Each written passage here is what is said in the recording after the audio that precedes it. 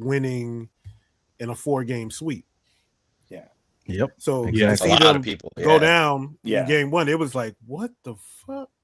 So, And to be Yeah. honest, I thought Charlotte was going to win that Orlando Charlotte play-in series. I don't know. I think they got off that. Their high was when they beat Miami. Beat Miami. Yeah. At that last second. Yeah. But and I don't but think they I'm beat just Miami saying, because Bam got hurt. That was the only reason why they beat Miami. but I'm just saying, I thought after that game, I'm like, okay, they riding high. That it might be a game. I'm thinking Charlotte gonna win. Melo gonna come through again, but he had that horrific first half. Like, come on, bro. Like, yeah. But like third quarter, man, this man had almost 22 points in the third quarter alone.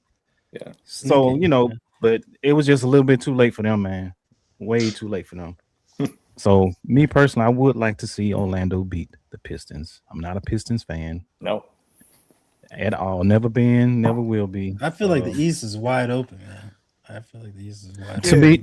To be honest, it's Boston's to win.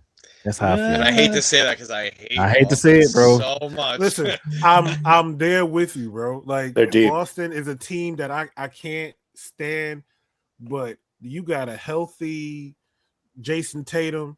Yeah. Jaylen Brown is healthy, and you know how they get in the playoffs. Once they start rolling, it's hard to stop. And I don't see Philly beating. I think the Knicks can get them in 4, man. You think so? Get who? Yeah. Boston. Get who? Nah, I think if JT gets a chance to go at the Knicks again, he's like, I remember what happened last. He's dropping 40 a night. He's like, I'm going for the jugular this time. He say, I ain't going right, I'm going left this time. I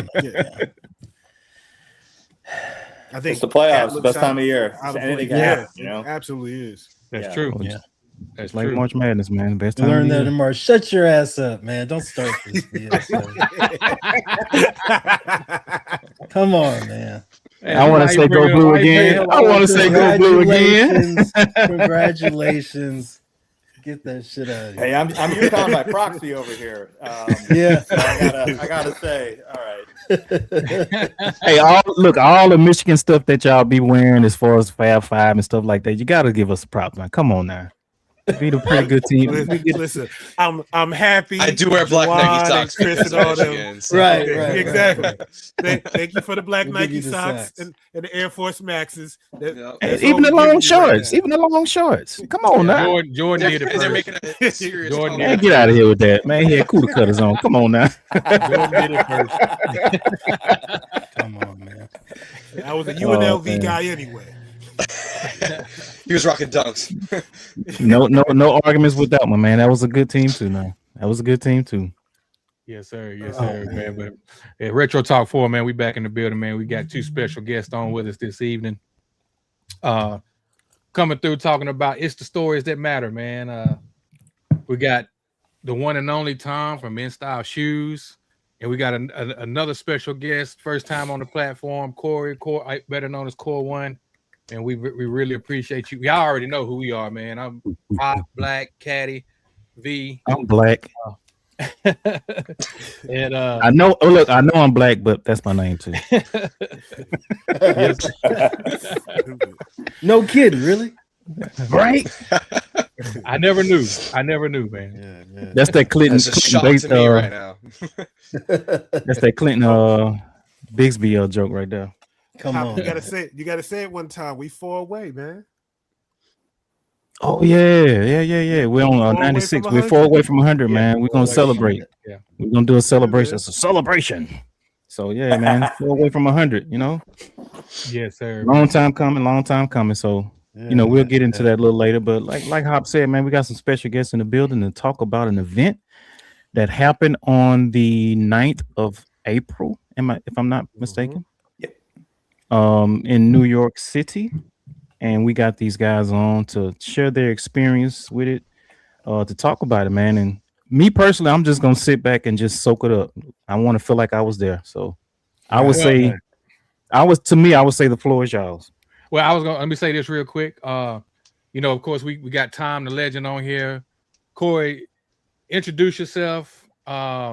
kind of tell us about how you kind of got in the game, kind of like what you do, and how you ended up with it's the stories that matter, you know, getting invited or whatnot, and then we're gonna let Tom give a quick history again for those that don't know about it's the Everybody stories. know Tom, man. Everybody know Tom. Yeah, Yeah, if everybody you ain't knows following Tom, you up under the rock, man. Yeah, Tom you're the doing OG. yourself a disjustice.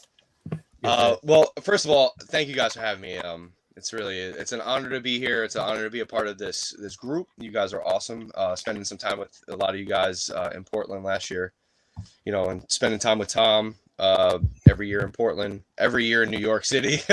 We've been to, I think the two of us realized that we've been to every single event that Aaron has put together. Nice, and I'm nice. fortunate just to be a part of that. So I'll share a little bit about how I kind of got connected with Coop a little bit, but Corwun, I'm 35. I've been collecting sneakers since I'm 6 years old. Thankful to my older siblings. I have an older brother. Unfortunately, he passed away a little over 13 years ago. And it's because of him and my older cousins that I really got into the sneaker game and got serious with it. You know, I was a basketball player growing up, and sports have always been that segue for me into sport. And then it kind of turned into art form for me. So it's really just a big thing to connect all the sneakers that I ever had as a kid. Thankful to having older cousins and brother to pay for those things and get me fly when I was 6, 7, 8 years old. And, you know, I look back at photos and I always thought about like where I was, what I was doing, and the memories that I have as a child or growing up in the footwear that I was wearing. So sneakers, I've always had a really strong connection with just my life and the stories that I tell, the people that I've met, and the journey that I've had up to this point. For the last 5 years, I've been working for Nike in the retail side of things. So it's been a fun journey there. I'm trying to continue to grow and elevate through the brand and do good things for that. As you can see, there's a lot of Nike and Jordan boxes behind me. So that's really why I'm a very loyal person, but I have a diverse collection, and I like to think of myself as not just a one sport athlete or a one sport person. I wear trainers, runners, basketball shoes, a lot of Jordans, and a lot of Aaron Cooper's shoes from back in the day. So when I got a chance to meet him on social media, it was like one of those things that, you know, I'm big on networking and I like to network within Nike, but I really do a lot of like personal connections on social media. So whether you have a lot of following or not, I think it's important to just make those connections really personal and build those relationships. And I think I've done a decent job of that over the last few years with my social media. And because of that, Coop kind of got into my DMs. We started chatting. I told him a little bit about my internal journey at Nike and then my life outside of Nike. And we got on the phone, started communicating. He's been a mentor for me for a little over 3.5 years and Nice. put me in front of a lot of great people. And when this whole thing started, you know, he sent me a text and said, "Hey, I know it's really short notice, but what are the chances that you can make it out to Portland?" So I decided to go and smash my credit card on the table and get a flight. and I booked it. My best friend actually came with me that year, which was really dope. And, you know, he was like super supportive of me flying across the country to meet people that I don't really know and make this connection that have ultimately turned into some of my greatest friends. I mean, you know, fortunately for us, we had Willie come from LA this year to New York for the April 9th event. Yeah. And, you know, Willie and I talk, you know, all the time, and he's an incredible person and a great sneaker enthusiast for sure. But, you know, he has a crazy history, but, you know, connecting with him and seeing him and having him fly out and starting to see people like really make the jump and leap to make these things an important part of our life and build these experiences. And it's just been incredible. So I'm super grateful for it. And I will say, like, Coop has changed my trajectory. As a mentor, he's just taught me a lot of different things about mindset and where I should be thinking and how I should be approaching certain things. And beyond the fact that he's an incredible designer and reshaped the 90s basketball scene for all of us. You know, I mean, we talked about Force Maxes and all these other 90s basketball shoes, but it's really because of Coop that we have all. And I think is that the photo of all of. Yeah, that's sole provider. It's the 30 years. And I'm just thinking how many of these are Aaron's shoes, you know? I would say probably a vast majority of them. At The least Don not. Dada. Yeah, I mean, Yeah. so again, like just loving Coop and the connection that we have. I mean, he's turned into like more of a, I would say, I mean, he's a mentor, he's a friend, but he's like family now at this point. So again, just thankful, and I'm thankful for the connection that I have with all of you guys, and I look to continue to build on that, you know, through this and seeing where your stories, and of course, I'm hoping that the next year in Portland is just as robust as the last few. So, yeah. But yeah, that's a little bit of me. I tried to keep that high level. I don't really want to go too deep, but yeah, sports, basketball, sneakers, culture, community, hip hop, you know, it's all that. So It's all that, yeah. Yes, sir. We appreciate you. Well said. Appreciate you. Absolutely. Like I said, if you've been living under a rock, man, we already know who this guy is. Once again, Tom, just give like, for people that really don't know, or I know they've been seeing the Instagram page. I know we all been reposting it, but just give a quick rundown on It's the Stories That Matter, kind of like how it started, and you know, we'll just go into this New York experience. Yeah. So thanks for having me. I run the InStyleShoes 1999 IG, and you know, like Corey was saying, you know, we've happened to have been able to go to each of these events so far, and in my opinion, you know, they've all had a different flavor to them. I really look forward to talking about this New York one that we just had.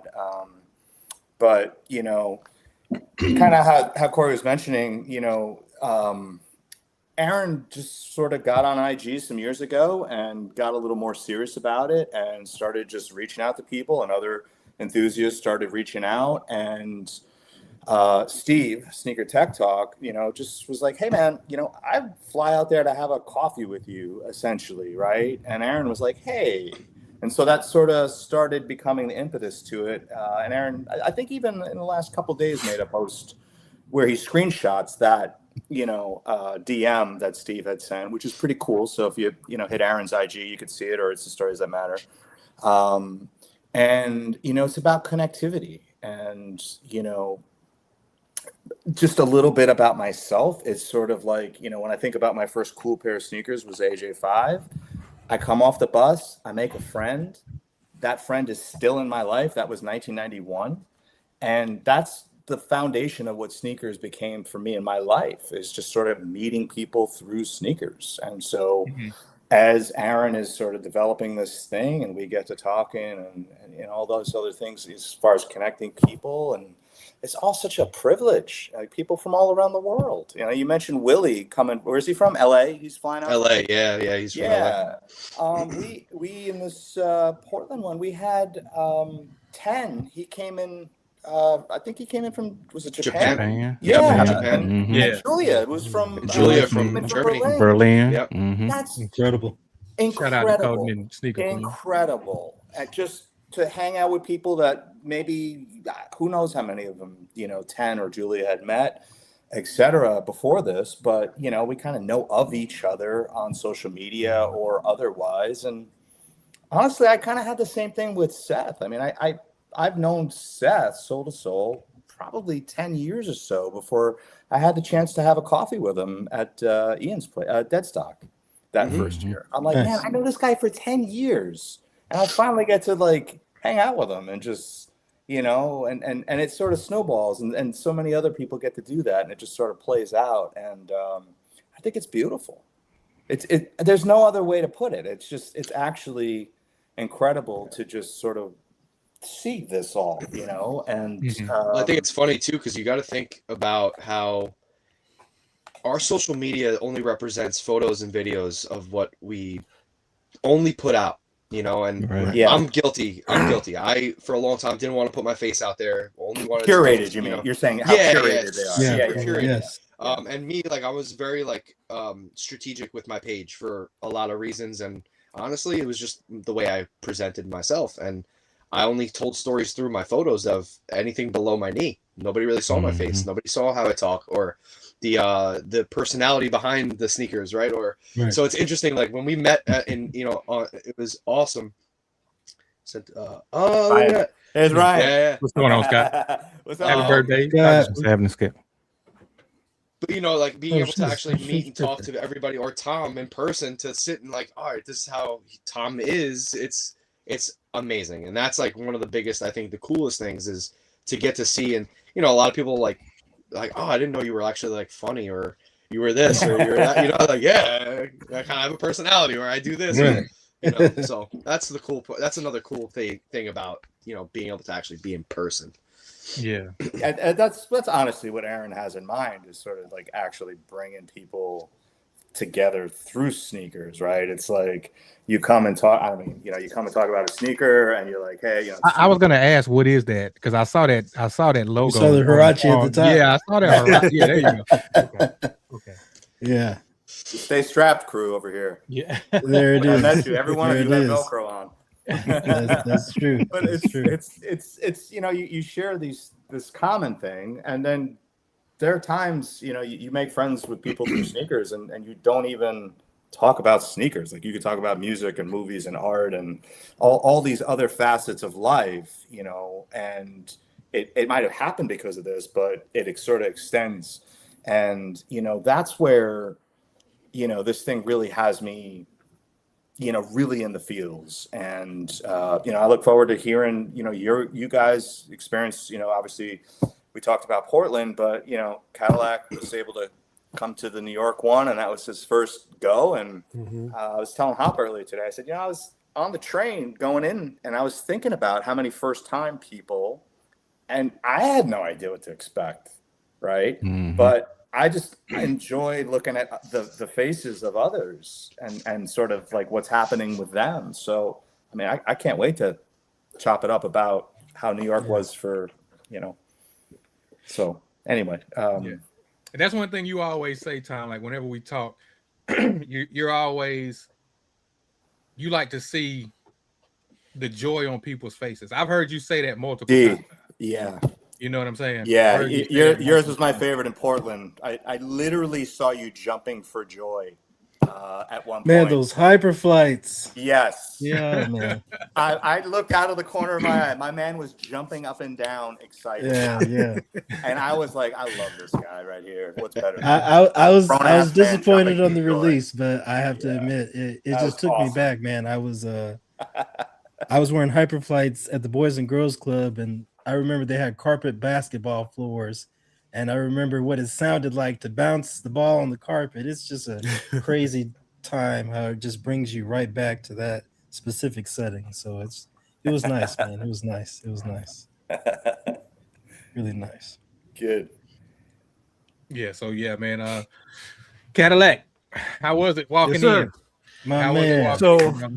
So I'll tell you right off the rip. Here was the funny start to it. So the Palace Air Max 95 release was right across the street. Yeah.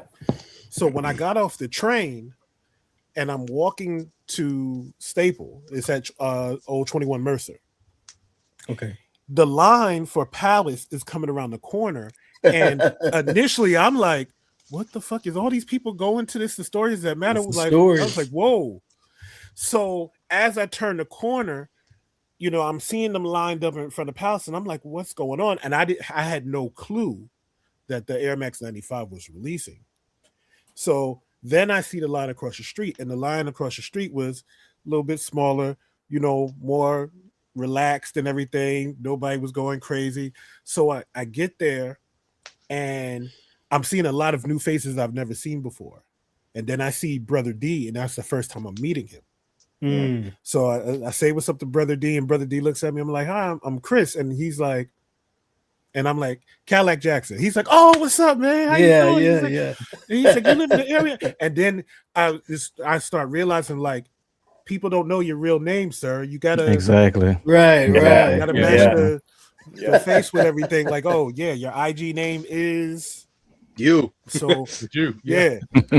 So I talked to Brother D for a minute, and he has his boys there. Shout out to DMX God and Hyper Dunks 24. They were there. Real cool.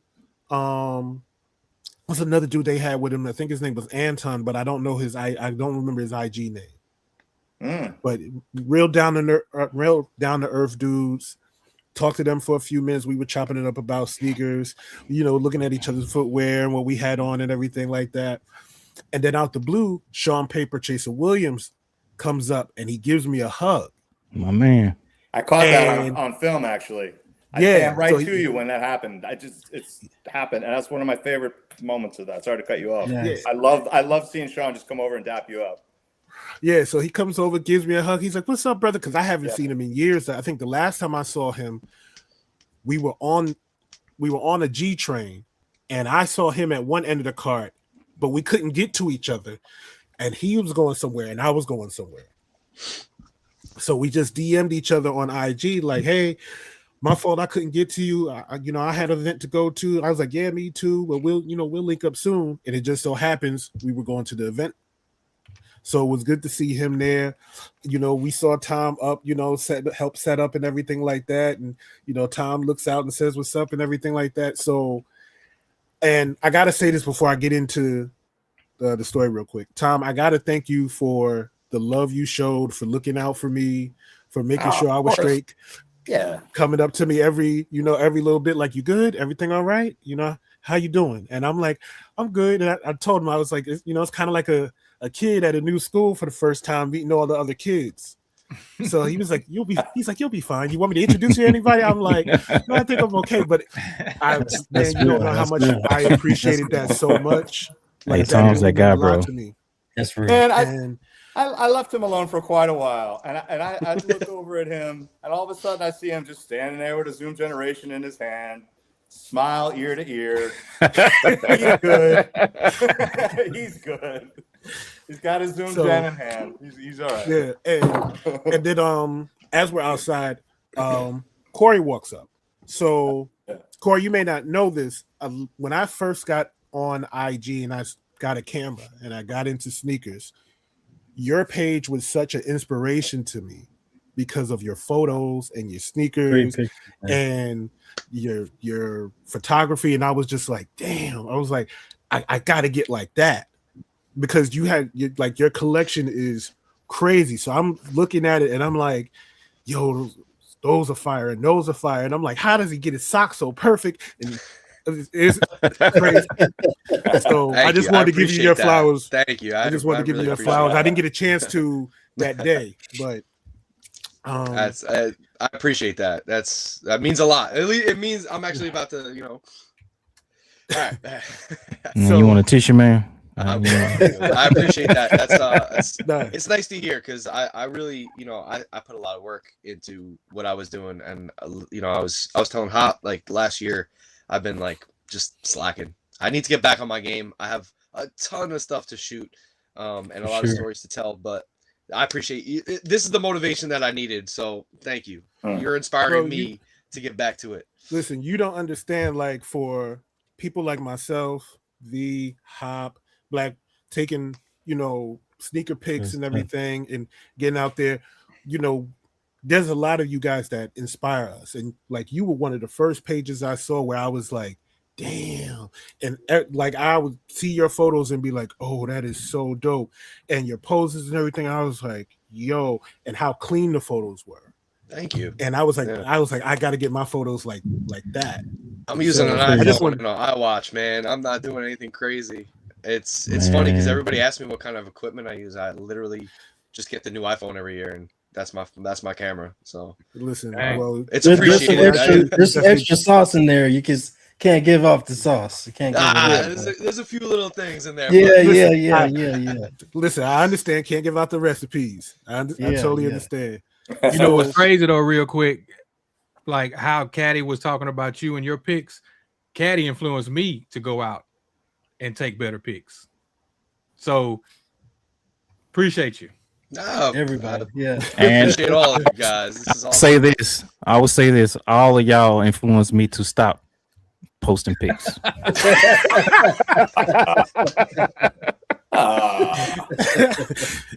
Come on, gotta get you back to it. So there's a saying, iron sharpens iron. Iron, that's fact. And he's phenomenal at what he does, and you're very good at what and so you can always learn from people. It's not about he's here and I'm down. it's you can always learn tips and other ideas and connectivity. Photography is an amazing thing. And not gatekeeping information. Hint, hint. Right. We'll get into that later. I heard about that. We'll talk I heard about about that that. I heard about that. So Okay, this is where we're going, huh? So in a minute. Buckle up. So the doors, the doors open up, and Tom's there, and Aaron's there. So Tom sees me, he gives me a big hug and everything, and he's like, "What's up, man?" He's like, "I'm so glad to see you here, man. We're gonna have a good time." I'm like, I'm excited, And Aaron is literally shaking everybody's hand one by one, and asking their name, and I thought that was so dope because it allows you to know, like, he sees you. Yeah. Like, he sees you and he lets you know, like, hey, you're good here. He's one of It becomes us. personal. He's one of us, bro. He's one of So us. so when he saw me, he was like, "Hey, how you doing? What's your name?" I was like, "Chris." I was like, "Yeah, we was on Retro Talk Forum." He was like, "Oh yeah, what's up, Chris? How are you?" And I'm like, "All right, cool." I was like, "This is dope." So you walk in, and there's people around, and you got all the people walking in, and they're looking around the store, and the store is real dope. And you see the table, and they're like, "Hey, listen, if you have any shoes with you, put them on the table." So that way you can tell a story. So now everybody's standing there like, who's going to be the first one to pull out a shoe on the table? And like Tom has his Air Force One, and you had another shoe there, right, Tom? Yeah, I had these ups. Yeah. And Ooh. what was the other shoe I had? Oh, I had the AJ2. I had an AJ2 with me, but it's New York. It's you gotta have an Air Force One somewhere in there. But Aaron actually had an amazing Air Force One, but I'll let you. Yeah. So everybody's waiting. So I put down my Christ the King 7, and I put down Flight Posit from 2000, the charcoal and red Flight Posit. Yep. Mm-hmm. And everybody's like, "Damn, that's how you bring it in this." So now I'm like, "Oh, this is going to be fun." Next thing you know, all I see is a ton of Kobe's hit the table. And I'm talking about like all different Kobe. Like Brother D brought some. DMX guy brought the Chaos Kobe. Hyperdunks brought some crazy Kobe's that I had never seen before. And I was like, what the fuck? And it was just like you're sitting there and you're seeing people start to put shoes on the table, and you're like, yo, this is dope. And now, people are starting to talk, and they're asking you, hey, what shoe is yours? And it's like, oh yeah. And they're like, why'd you bring that? Like, a guy stopped me, he was like, why'd you bring that? And I was like, yeah, Christ the King 7, that's the high school I went to, I graduated from, that's where I met my wife. Those are the shoes I had on when my son was born, and I haven't worn them since. So I was like, these basically are his. I won't wear them. They'll go into a trophy box, and he'll get them when he gets older. So the guy was like, oh man, that's dope. So like we started talking, and then some more people started to come in. Who did I see? T Mark came in, and Red October's on. I'm like, yo, that is crazy. Yeah. And Tiana Denise, and it was a lot of people. A lot of people that when you see on social media, like it kind of almost hits you, because like you see a lot of people on social media, you feel like they're kind of almost like celebrities. But then you realize, like, no, there are people that love shoes just like you, and like you can talk to them, and it's fine. Like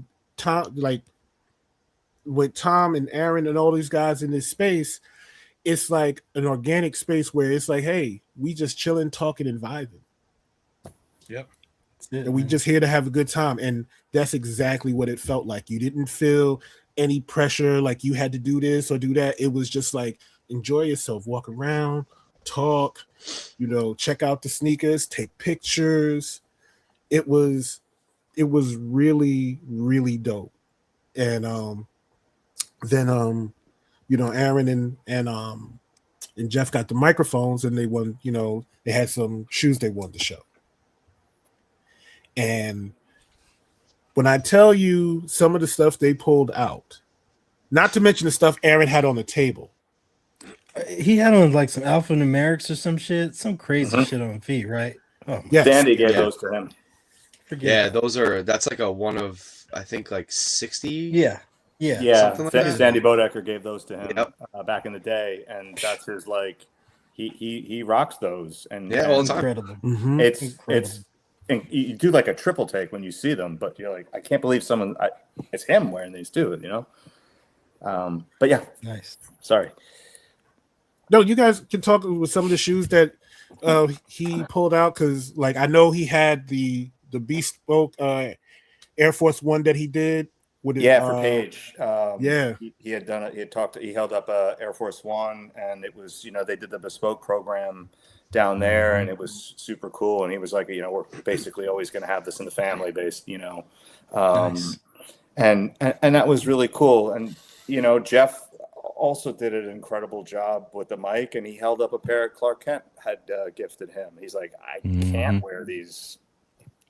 Sorry, I'm going to break the sneakerhead rule, but I got to preserve these basically. And we're like, yeah, I get it. And the two of them just kind of went back and forth, sharing little stories and insights, you know, with their experiences. And it was very welcoming, right? So you're listening to these two legends kind of go back and forth and just sort of share, you know. I think his Zoom Gen that he shared was the pair he showed LeBron. Was that? Yes. Yeah. Did you guys hear that? Yeah. Yeah. Can you imagine? That's the one. Showing That's the LeBron. same. That's the same one we saw 2 years ago. Was it?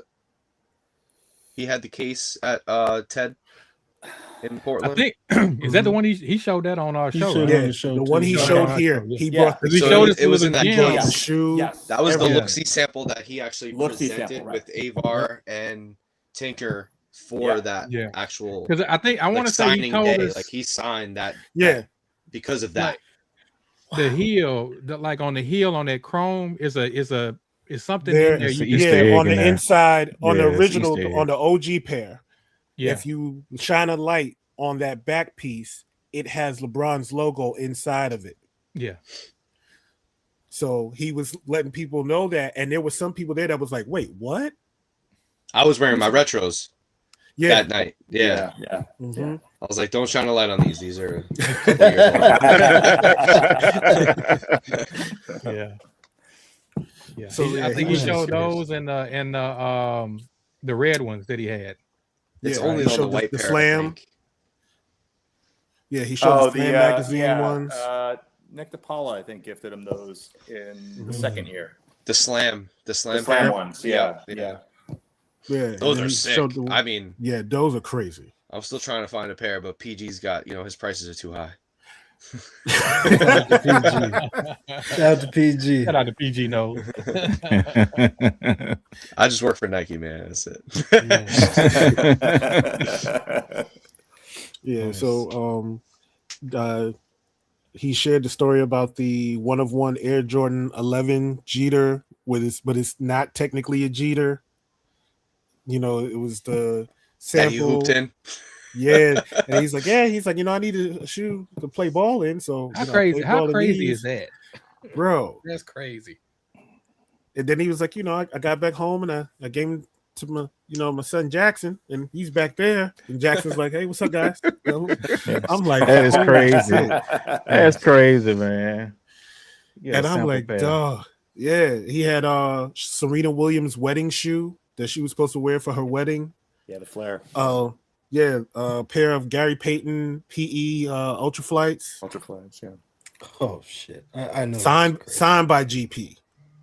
I was like, Wow. bro, what am I seeing right now? This is I crazy. know those are crazy. Yeah. I know It those was- are crazy.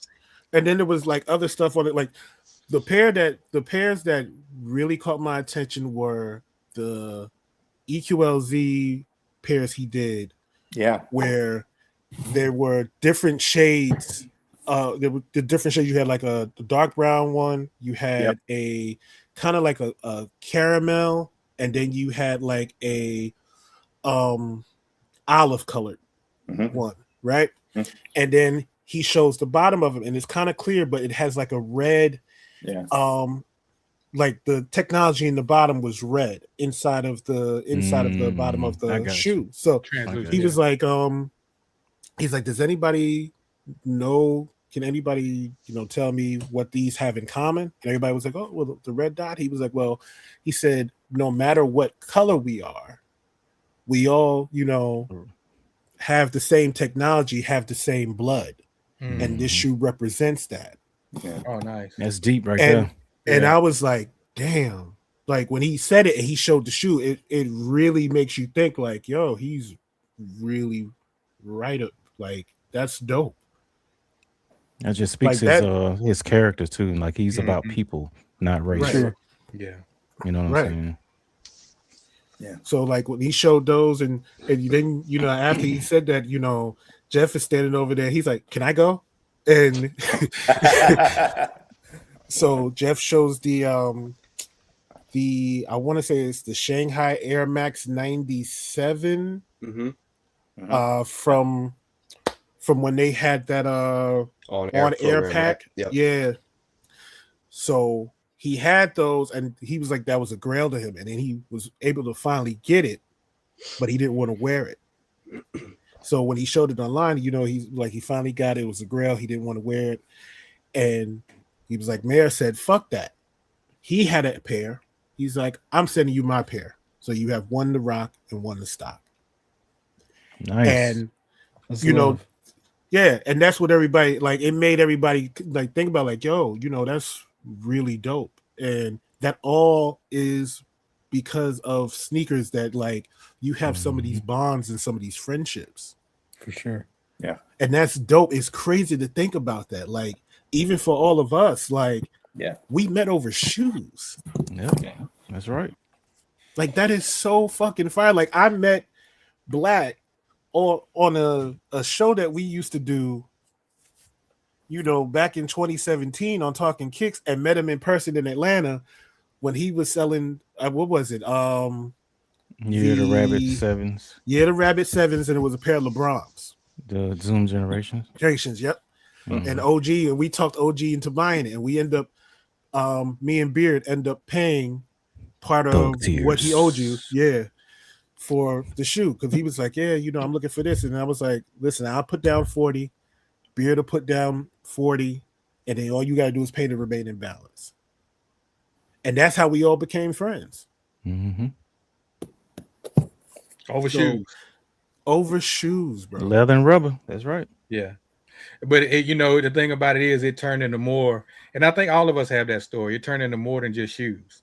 Now it's about life. Yeah. You know It's what I more mean? personal now. Yeah. It's about life. And me and Tom was talking the other day, and I know I say this every time I talk to him, but I just appreciate you for all that you've done for us, man. And, it's anytime you need us, bro, we here.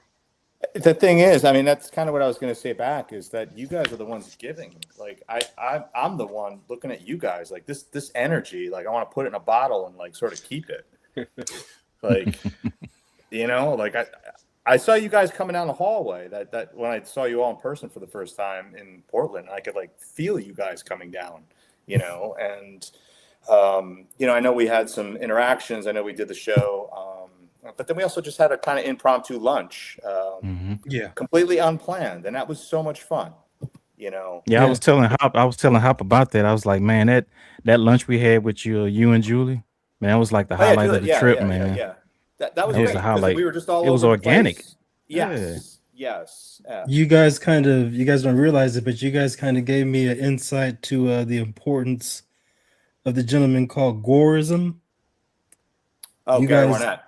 Yeah, you guys spent a little time talking and speaking on him, and Julia, she shared her sentiments on him and things like that. And of course, after the fact, I did some research and saw his impact in sneakers and his insights and things like that. Yeah, it's beautiful. Yeah, he's nice a foundational guy. Yeah. Yes. And I may be wrong on this, but I feel like somewhere someone had said that he was one of the first sort of consultants for complex sneakers. Maybe ask, I don't know, someone like a Nick Engvall might know, or Russ. Sure. I'm not one of those guys, early guys might know. But he was a foundational guy. He was just a curious guy. He just wanted to explore and dig in and kind of put stuff out on his WordPress. And it's an amazing, thing. Well, let me ask you this, Corey. I know you said how many events have you been to? Or so we did 2 at Soho House, 1 in Staple, so that's 3 total in New York City. New York, yeah. And then 3 years in Portland. 3, yeah. Okay, so how Nice. compared to what it started at, how have you seen it grow, and how big is this plan on getting? Because I see it might be getting bigger. I don't know if that's for me to talk about. I don't. I what I'll say is this: I know from year 1, it was a bit more intimate. I think there was personalities there. Like, I walked into a room and was like, "Where is my place in this scene?" Like, and then I started talking to Jockey Slate and Nightwing, and you start realizing like this conversation is just as organic as the one that I would have with Chad, who was my best friend, who came with me that first year. Who at that time we were producing. He was putting together a book that we just finished and released to the world that was about his daughter picking out her shoes for the day. So it was a children's book that went out. Nice. Wow. And like, that's kind of the segue that he kind of came into this, where my storytelling on social media kind of can intertwine with Coop. But to meet everybody and understanding and respecting spaces, like, just because you have maybe 1,000 followers doesn't mean that you can't contribute at a high level. So I think that growth is starting to, see that the fruit of the labor of just the group coming together and being willing to grow, and then seeing it coast to coast. I mean, I even said to Coop when we were in New York, I was like, man, I just went to Chicago for my birthday, fell in love with the city. My girlfriend Amanda and we were out there for like 5 days. We went to a Knicks Bulls game, got to feel Michael Jordan in the United Center, and was like, man, this is insane. And I'm sitting there thinking like, man, Chicago would be such an insane place to do an event where everybody's kind of coming from all over the country to come to one space that's just iconic for, sneakers and Jordan specifically, obviously. But I think that like that feel would be dope because it's just another great city. So I had mentioned that, but like, I think that this is growing in a really organic way with really great people. And that's the best part. And, and you just keep adding on to that repertoire of, of people and that list, and you just kind of build your network. I mean, I feel like it's funny because I keep saying like my Rolodex just keeps getting bigger and bigger and bigger. And the support is just incredible. And then you realize that like, I've been posting stuff about me and my girlfriend traveling or something. We did a run in Charleston about a month and a half ago. My first ever run I've ever done.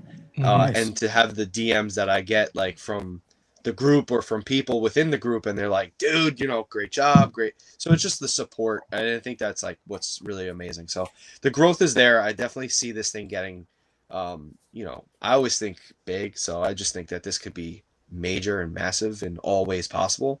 But I do think that this is something that is happening in a really good natural pace. But, maybe Tom could speak on that a little bit more. Yeah, I that's probably who I should ask. You know what I mean? Like, the growth and I'll piggyback on what you said, because that's kind of like, I can't speak for Black or V, but walking into Portland when we had the first, the meet and greet, because I was like feeling like the same way, like, how did I get here and why am I here? Oh, I say it every year, so you're good. It's one of those things, like you said, like, where do I fit in amongst all these people? You seeing Wilson and you see Coop, and it was like Caddy was saying, he walked up, introduced himself, and asked, who he was or who I was, and it was just, everything just started becoming organic. We just started meeting people and just started talking, and it was just, one thing for us, we a good amount of people we had on the show already. So meeting them in person was like the dopest thing, and actually seeing how everyone is in real life, and it didn't disappoint. It was never a thing where I was like, oh man, he ain't he ain't what he is on social media or anything like that. It was never anything like that. It was, I'm getting chills just thinking about it now and just talking about it, because it was just, no, like you said, no matter how many followers you had, everything was organic and everything was genuine. Mm-hmm. And it was a beautiful thing. And, you know, shout out to you guys, Tom, Coop, you know, the others, for putting it together and it being organic. Well, I think he would be smiling to hear you guys talk about that, right? Just what you were saying, and you know, try not to put people on different levels. I think that was sort of some of the reaction we saw maybe in the first year or two, was people thinking this sort of was an all-star ensemble where it's led by follower counts versus other things, and so it's not. You know, it's Aaron put a list together, and it's actually on the It's the Stories That Matter.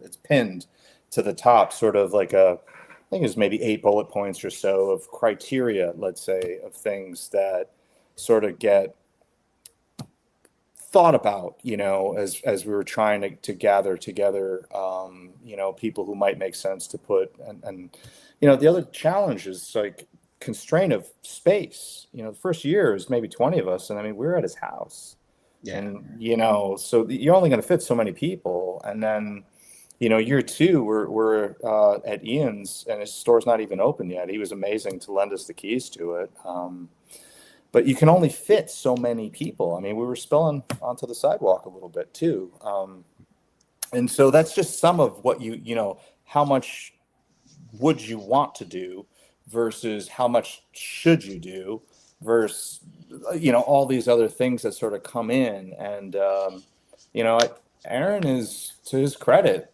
wants to, you know, and so we're kind of like, okay, go, you know, grow and build this thing out, because I don't know, from where I sit, the energy is starting to really pick up. Right? Mhm. Like, you're starting to see more people interact that have kind of maybe had one of these experiences or two. You know, I know you and I don't actually get to maybe talk as much as we could or should even, but, you know, we've had some phenomenally memorable experiences. You know, I could go for days talking about the memories that I have with you, and we don't even, you know, we don't. Yeah, I would love, and you know what? I'm going to say this now. We have got to to do a fly better out job of together. talking to each Let's other. sit at the airport. Yeah. But, you know, for context, it's, you know, this is what Aaron wants, is to sort of have people on the same, just kind of come in, and it's like, it doesn't, you know, okay, this guy's got 50,000 followers. This person has 3,000 followers. Okay. Like, we're the ones that create that. That's like sort of like a mental barrier we create for ourselves, you know? I don't know if I've ever walked around and been like, oh, he's got 3,000 followers. I'm not talking about, like, I'm an asshole if I think like that. I mean, a dickhead. Yeah. I mean, that was actually, it was funny you say that. You remember that? But also too, are they a dickhead? Don't be a dickhead. Also too, Tom, let me say this. Like, sometimes, like, it's kind of like what Caddy was saying. Like, you look at these people and it's almost like they're celebrities. Sometimes the person with the smaller following might be a little intimidated. Yeah. You know what I mean? Yeah. Because when I got there, I didn't know how that was going to be. But then, you know, when we was walking around Nike, and I got to meet Abdul and Brendan Dunn, and they was legends, just the big guys, legends in the game, but just regular, you know, regular people, real cool. Yeah, you know, they're curious too. I mean, to their credit, you know what I mean. And they want to meet you and talk to you. Like, what are you about? Well, you know, they are interested people. And I think that's kind of like breaking, like what Coop is doing is kind of like breaking that barrier down. But go ahead. Yeah, no, that's, if he sees this, that will put a smile on his face, because the barrier thing is one of his key, you know, things he wants to accomplish with this. Is like, we're people, we're connecting. You know, these are sneakers. Let's you know, let's get serious here, kind of thing. And maybe some good happens. Like, maybe, you know, connectivity happens and growth happens. All the things happen, right? The show happens because of it. And, you know, it's just interesting to sort of hear him talk with us as a unit. And I also am very observant of how he thanks us all for being a part of it, because he's realizing it's the energy of the, you know, people involved in it, and it's everyone in the room. It doesn't matter if you've got 1,000 or 100,000, all that stuff. Like, that's not what we're talking about here. Also, for me, I observe how many lanes there are in this space, right? So when you say someone's a sneaker enthusiast, many people assume that means they're a collector, right? And maybe you have 100 pairs or 1,000 pairs or 5,000, whatever number you might think of in your mind. Meanwhile, there are artists, there are content creators. We just met some really good ones. Christina jumped out to me, Christina Faith. Yeah. She was really cool meeting her, and she did a really cool video with some cool graphics. It's on the page there. And so there's just so many facets of being into sneakers. Some people are historians. Some people are in it because LeBron did all these things and they collect all LeBrons, or Jordan did all these things, and so you can kind of, or Air Force One, and they're all Air Force One. And so there's all these lanes within the niche, let's say, or hobby, if you will. And you're putting them all in the room. I loved how Aaron had these guys, the EQZ, he had the deconstructed, like there was like the 3D prints of them. So you could actually see the cushioning in the shoe, and he had the, so you could see the upper sort of deconstructed. I'm fascinated by that, how a shoe is actually built, and sort of the tech involved in that. And that's a whole other thing, the Sneaker Tech Talk, right? Yeah. Steve's interest and connectivity in this thing is about the technology in the shoe. Maybe he's interested in this, the uppers and the containment to play. Whereas artistically, I might just look at it and say, you know what, that kind of looks like a Kobe 9 bottom. Is it? Kind of looks like a Pippen 2. Is it? Kind of looks like I just like it, and people kind of have conversations and bond over this stuff. And so there's just so many other lanes to it. And I hope that gets out. That's just me. Probably a few others want that to be the case, where it's, it's not just about how many shoes do you have or how much is your collection worth or how much is this sneaker worth. Like, rarity is one thing in collecting, right? Oh, there's one of 100 of this and I have it. I'm showing it to you. Cool. We can talk about it. We can bond over it. But also, it's just as well to show up, I don't know, a GR sneaker where, hey, this is the first sneaker I saved up as a kid. And I worked for this all summer. And maybe you have a sneaker that you worked all summer for with your own money, and you went and bought the retro, and it doesn't matter if it was a GR or some super limited edition. Like, then we have a connection, right? And then we have a chat. That to me is what I'm looking at, and kind of my driver in this is all these different lenses that we see. And we saw it on the tables, right? You got Kobe heads, you got Air Force Ones, you got, some LeBron shoes, you got, so many different points of interest, let's say, including the artistic people. So, I just, I'm just glad you're hitting the points of sort of interest. I'm sure Aaron, if he sees this, would be pretty happy with that too. I'm happy to hear that. It's great.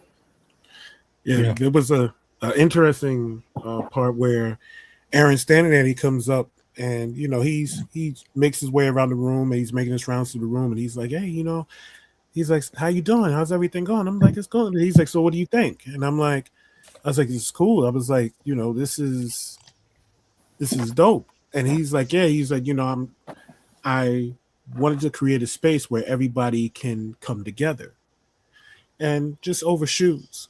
So I say to him, I said, hey, when you get a chance, when you're less busy, it's right if you sign a pair for me. And he was like, yeah, sure, that's no problem. So later on, I go up to him and I get my Zoom generation and I go up to him and I said, would you be able to sign this for me? So he's like, where you want me to sign it? I said, wherever you want to sign it at. So I see him and he's sitting there and he's doing the box A and the C around it. And he goes, do you know why I do my signature like that? And I said, no, why? And he's like, because my mom always told me I'm a square trying to fit into a circle. Big. Yeah. Right. So then, and I was like, that's funny. I was like, because now you made a space where everybody fits. And he was like, exactly. And it was the look on his face was like, you get it. Yeah. And I was like, everybody fits in this space. Like, I don't care who you are. Yeah. Like, as long as you're open to meeting new people, Yeah. you fit. Yeah. Yeah. Exactly. Yeah. I feel like it's a testament to him and also to you guys, the Yeah. brain trust behind it, man, because I feel like everyone that's been to these events has been affable. Like you can approach them, you can talk to them, they're down to earth, they're willing to give you their time, they're genuine. I just feel like it's a testament to you guys know who to have around each other, I would say. Yeah. Intuition's an interesting thing, and sort of what people see, right? Like you guys probably even within your group, I'm sure you guys don't all agree. I'm sure you guys have disagreements. I would imagine regularly about, you guys both saw the same thing, or all four of you saw the same thing, but maybe especially when it comes to Alabama and Michigan. God. You notice a Bama fan brought that up. I ain't say nothing about that. Roll Tide, baby. Tide fucking roll. It's sort of how people look at things through their lens and how people are, and so it's good to, I think, bounce things off each other, and collaboration's an interesting thing. Sometimes it works well and sometimes it just doesn't, right? I'm sure you guys could be a testament to that. And it's nice that there's a pre-registration available. A lot of people kind of loudly say in the DMs or otherwise, how do I? Well, now you can go on the story's website, do a pre-registration, and sort of let us know. Put yourself on the radar type of thing. Give yourself the opportunity. And so, that's a cool thing that is being worked on and, happening now, and hopefully going forward. I think it's a smoother opportunity for this thing to happen, because, you don't want people's feelings hurt. It just didn't happen yet, right? Like the intent is, there's one, but you have the limitations, space, capacity, all the things, right? Sure. And then there's the next one, and Corey, you see new faces, right? They're being mixed in, right? And just trying to do that, just keep a balance of that. It's just interesting because there are some people in this space that can be maybe on the hard-headed side or closed-minded side, and maybe that's a barrier that we can, kind of push through in some cases. Some people are, and I'm trying to tee you up here with segue. Go ahead, segue into it. Go ahead. I didn't want to say anything to come off negative, but I know you guys have been getting some flack and stuff. Yeah. Of people thinking that you guys are gatekeeper. Okay. Yeah, and open to feedback, open to conversations is the thing as best we can. We're trying to be as, I think, fair as possible, to make the experience for everyone as good as possible. Hard to do, not easy. I'll just Absolutely, yeah. The intent is there. I don't know. An analogy that comes to mind is like, think of the greatest, I don't know, baseball player of all time. Let's say Babe Ruth. He didn't hit 1,000, right? You're not gonna hit them all. And so there are insights that happen with each of these. I think insights happening tonight, right? Like Corey's experience might be a little different than Chris's experience, might be a little different than Dee's, and we kind of, what do you guys want to see? What do you guys think sucks? What do you guys think we should do more? What do you guys think? All those things matter, I think. Have those conversations. Just let it. And there's ways to provide criticism or an idea, and then there's ways to not do it. Right? But I know y'all ran into that in the past. Depending on like who you guys may have invited, or some people can be short-sighted in their, emotion, and other times, valid, right? Yeah. But I think the good thing is that, you guys are willing to have that conversation, because I've overheard when I was there, I overheard the conversation, you know, and what somebody thought it was it wasn't what they thought it was. And it was good that those two individuals had that conversation and aired everything out. You know what I mean? Yeah. And it wasn't people talking at each other. It was people listening.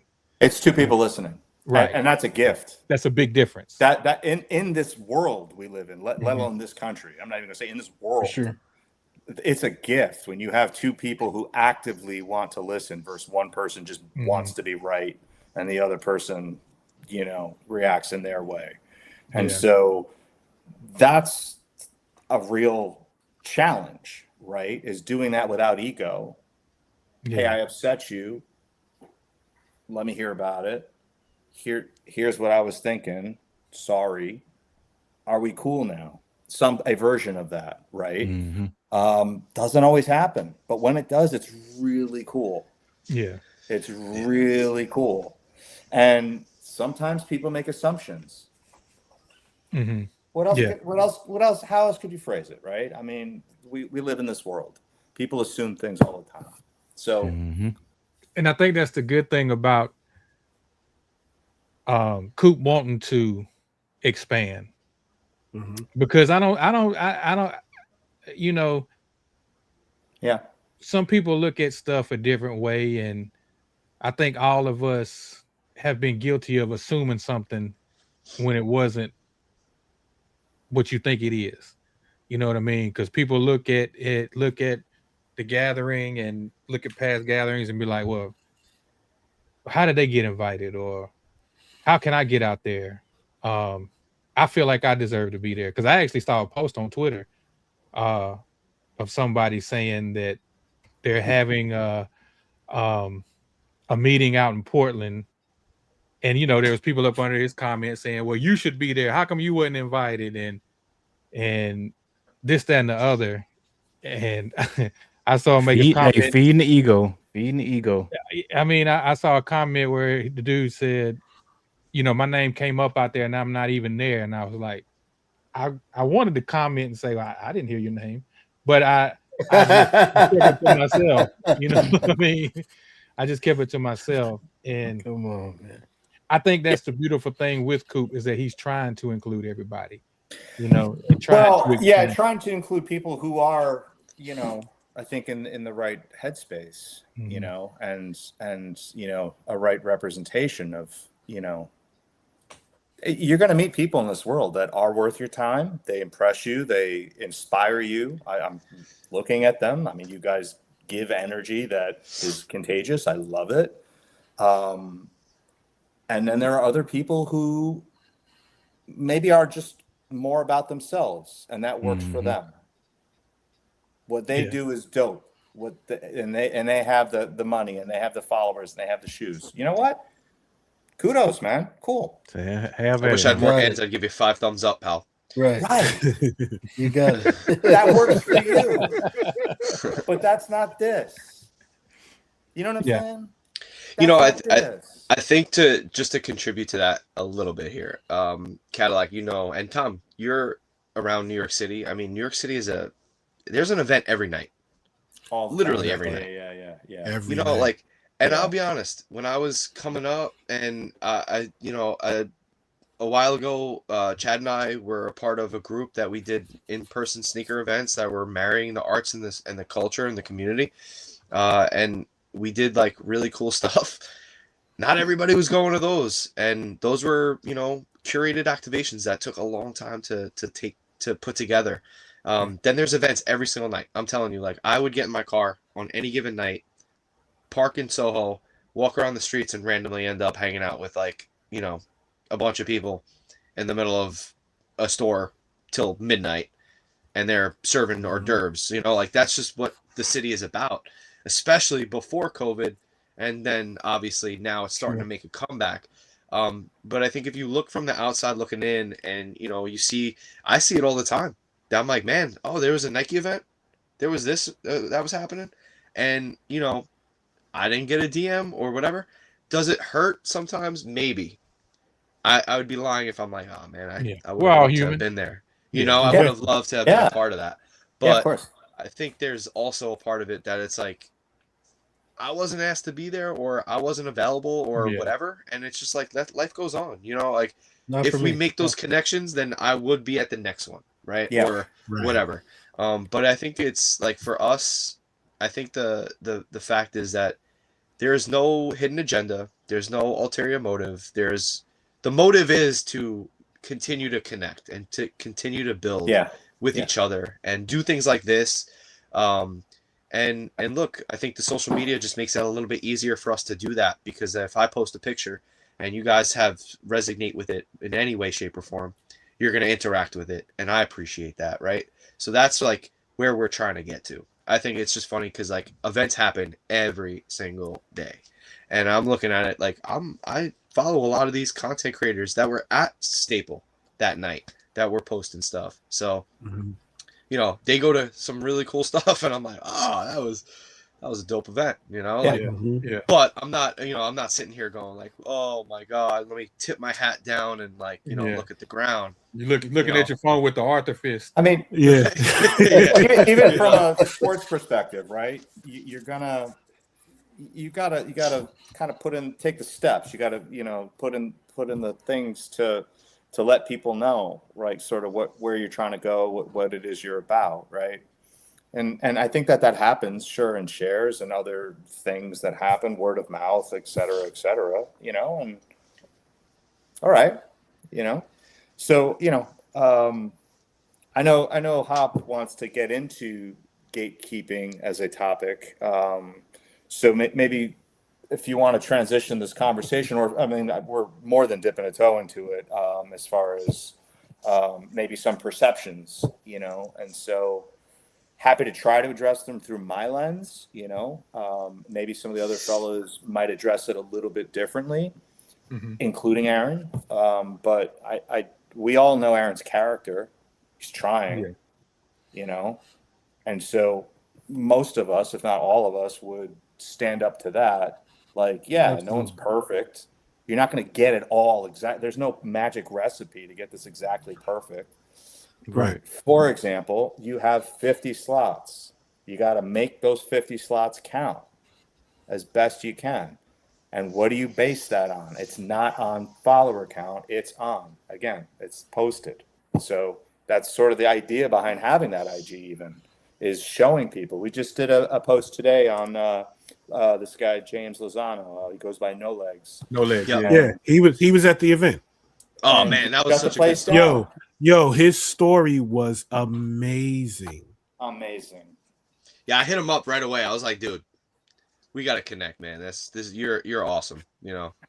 And so I had Goosey's, you know, and so anyway, we're doing these bio posts each week to just try to highlight the type of people and what their interests are and their backgrounds are to show, right? So for the stone throwers or the hard-headed or just the curious, hey, what's this about? Right? Not even coming from a negative space, coming from a positive space.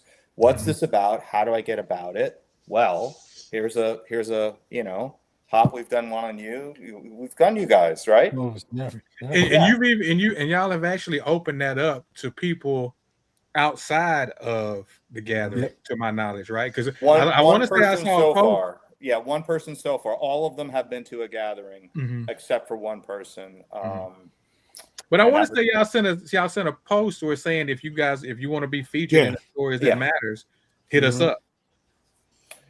Am I correct, or am I? I believe I saw that post. It was a while back, but yeah, it's been a while. So It may have been like a story post. I think I remember seeing something like that too. Yeah, I'm sorry, I not recalling right now exactly the one that you guys are referring to. For example, Sean just today hit hey, how do I do this? Well, funny enough, you know, so just send them the thing. Okay, let's do it.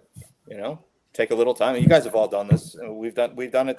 You know, all of us. You know, Chris will do yours, but you know, and it's highlights. You know, people's points of interest, their backgrounds a little bit. You get to see, and so just going around and trying to get everybody in, and just sort of interesting how different our backgrounds are.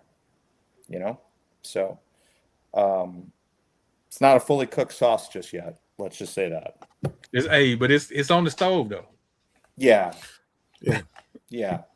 Yeah. The positive momentum is there. And Yeah, I think exactly. that's- Like this one that's felt where it different is. because I was talking about this guy, James Lozano, the Snow Legs, that his story was really impactful. You look around the room, Mhm. people were like really felt that. And, you know, it's about family and it's his other things. You know, you can see the post we just put out there public for those that, you know, are curious. And that to me is an interesting thing too. You know, it's just, I hadn't heard of him, right? Mhm. And that was my introduction, and maybe some of you guys. It was mine too. He's It was my it's first funny one, too. because New York's such a Yeah. small place, especially for sneakers. I feel like a lot of us really do know each other. To hear his story for the first time, I had goosebumps. But his story also, you know, hits me because of my brother and what I've kind of been Right. through. Watching that from a perspective of, you know, being on the opposite side of just being Family, you know, yeah. a Right, family. yeah. But for him to go through what he did to overcome a lot, and for sneakers to be the reason he's standing in a room with all of us, Yeah. it's amazing. You know, Yeah. I shared that with him, like the sentiment behind that. I was very wordy with him, I think, and you know, he wasn't shy to respond and say like, hey, like thank you, and you know, I definitely look forward to seeing you again, like, you know. So Nice. it was Yeah. someone like him, and his story is great. And hearing everybody else's that night was pretty cool too. So Yeah. it was definitely good because I think a lot of people, like, you know, for me, I don't really raise my hand. I think I raised my hand the first year when we were at the DNA experience. And I kind of like was getting elbowed by Chad, but you know, he's like, "Go, this is your time to talk." But you know, I don't really do that as much because I feel like people do already know that story or my story to begin with. I'd rather let other people really shine, and I want to listen too. You know, like that's my biggest thing is I want to hear what's going on, Mhm. because then I can then find somebody new to follow and to be inspired by, or Yeah. you know, all those other things. So Someone had said to me, like, don't you guys run out of stories? There's only so many stories you could tell about a shoe. And I'm like, No. you're kind of missing the point here. Like, Yeah. you know, I'll look at an AJ3 and you might know everything there is to know about an AJ3, you know, Elephant, Jordan, you know, just that and the other thing. Yeah, great. Also, it's our connectivity with the shoe, right? Like in you know, for me, my exposure to this shoe is by the time the 6 or 7 was out, I had a buddy that I'm just standing outside grade school, and you know, we were just chit chatting, and so, I think, you know, we referenced Jordan or something. He was like, "Oh yeah, you know, Mom was going to throw out his pair or whatever," and he had the OG 88 threes, and I'm like, "Can I have them?" And I might have given him, I don't know, $20 or something. I don't remember what it was, and I wanted them there just to have them because I had the poster. You know, I'm a young kid. Back then, you couldn't have retros. So I'm like, oh, I get to see the shoe, you know, it kind of predates me being able to get shoes. And like, you know, that kind of started something for me. And so when I see an AJ3, I'm not really thinking about Tinker and Jordan and all the things. I'm thinking more about me and my life, young me being like, I just want to stare at the shoe. Yeah, core Even if I memories. can't Yeah. wear it, you know? Yeah.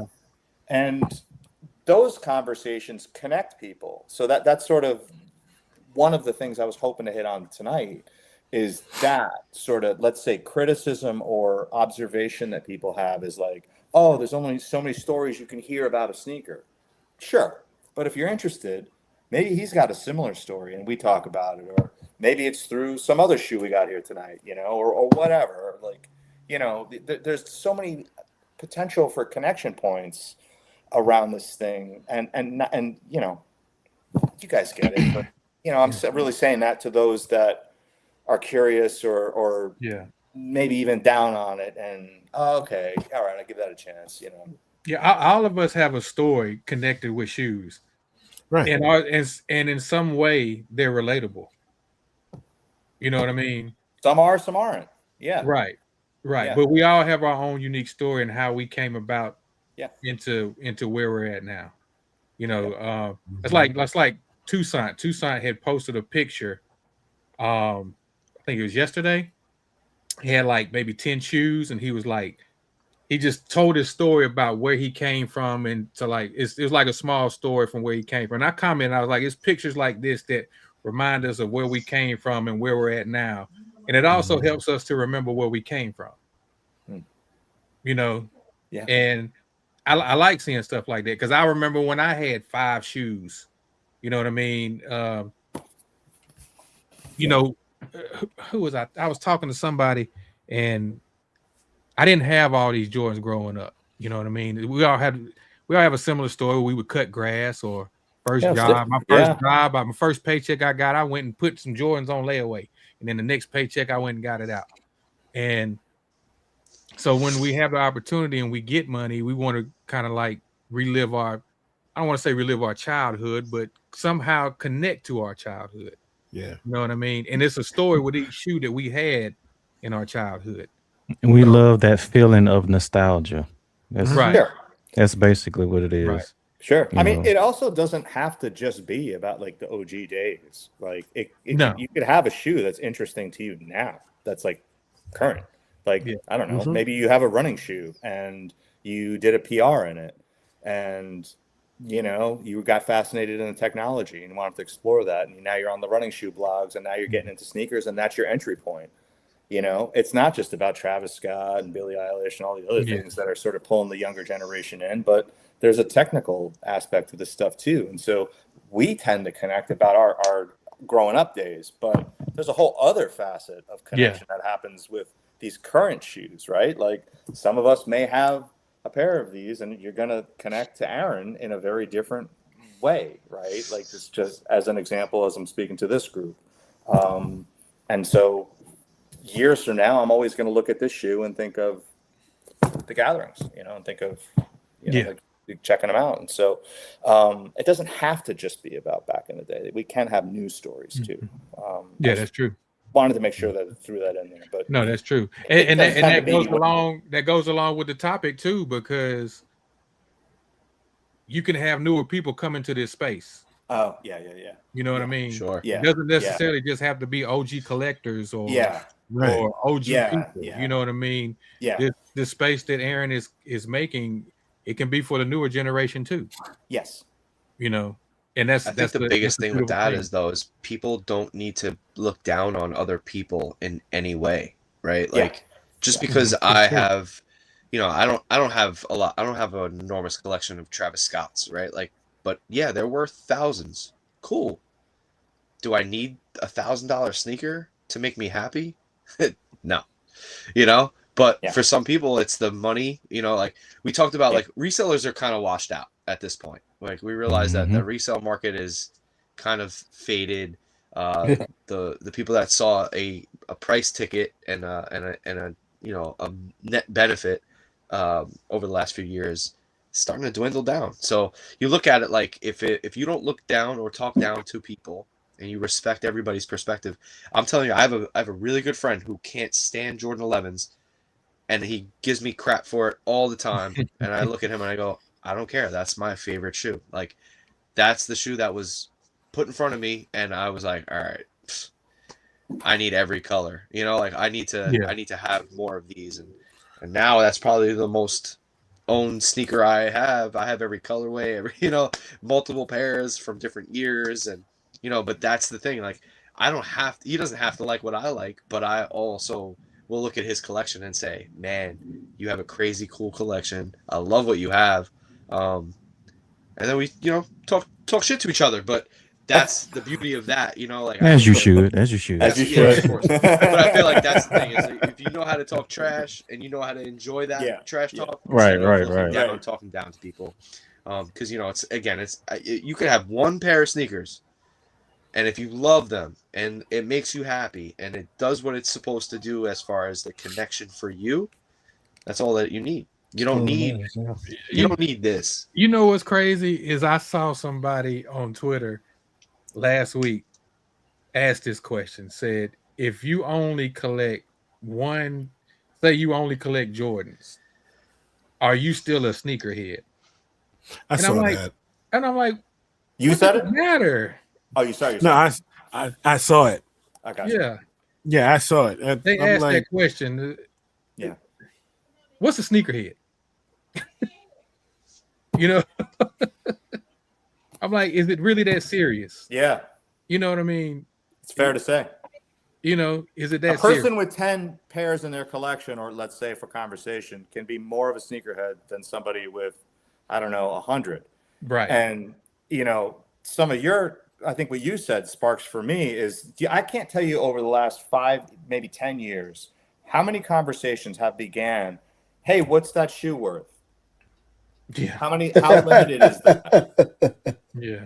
I want to fucking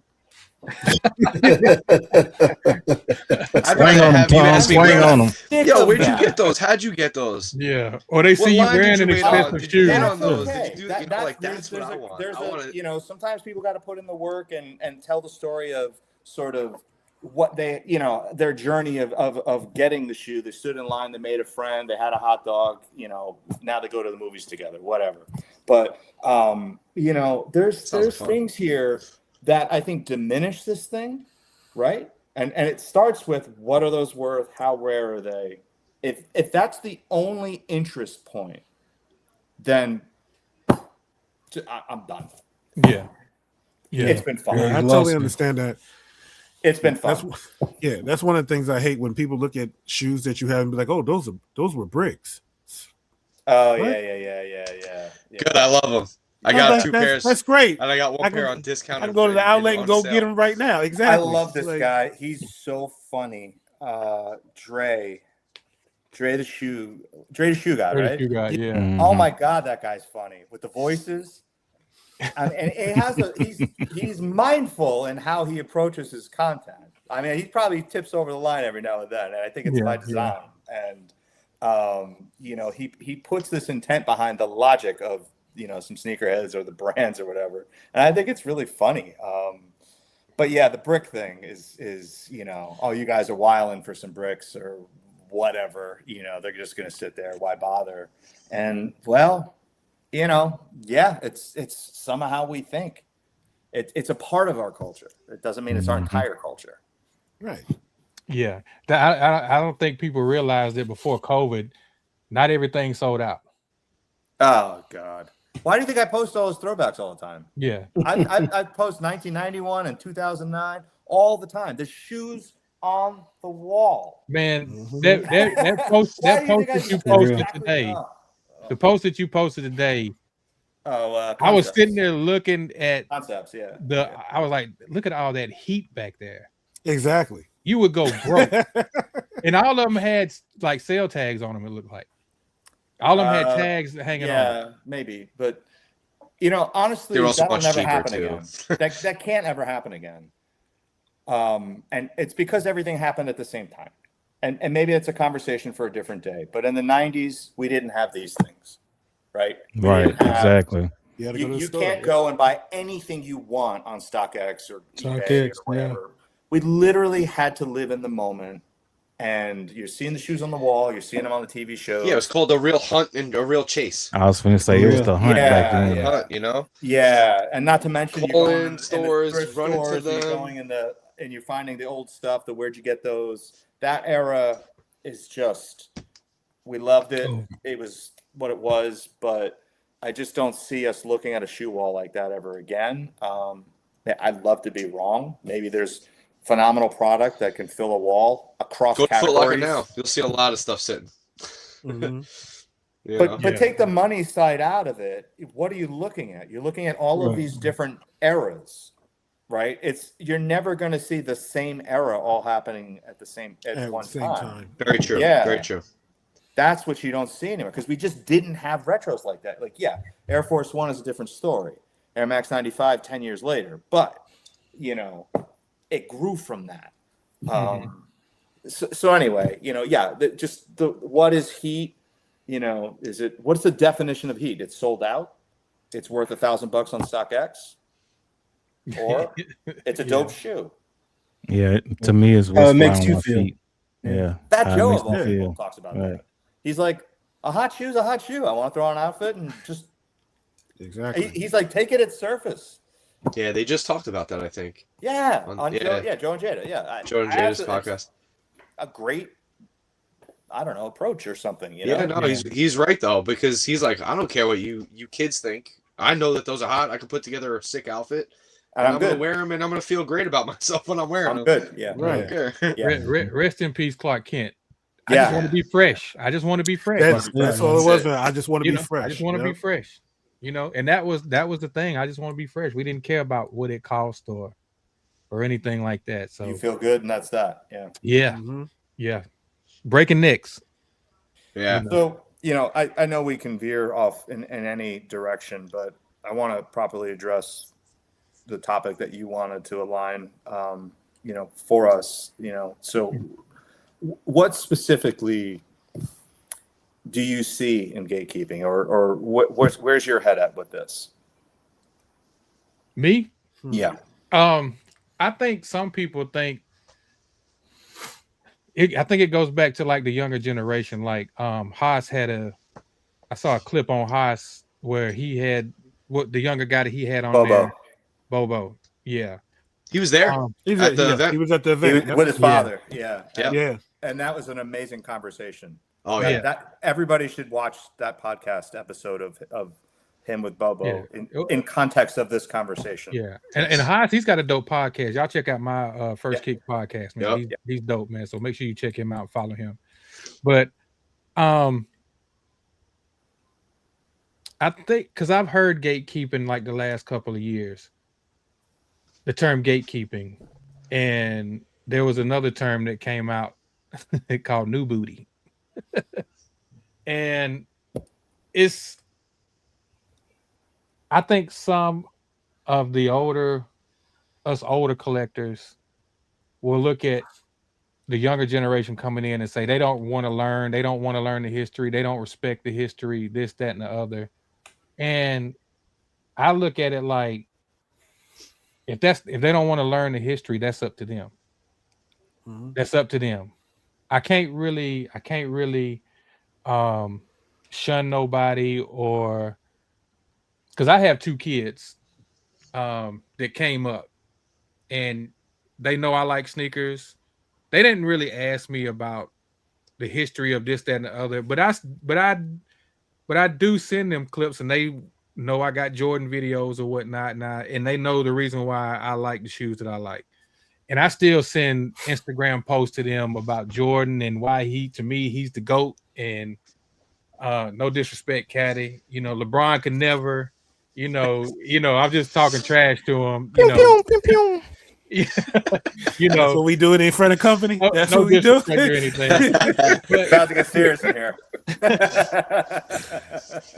But you know, I would clown on my kids because my especially my youngest one, he would throw on a pair of Adidas pants with some Nike slides and some and a sweatshirt, and I'm like, bro, you going out the house like that? Are you know how you look, right? And they don't care. So I had to come to grips with that. Is that gatekeeping in a sense? Yeah, it is somewhat, because I'm like, you know you my son, right? I can't have you going out in the world looking like this, you know. Especially, like I said, I used to work at Foot Locker down here, so people would recognize me from Foot Locker. So him going out not matching, is that somewhat it's a reflection on you?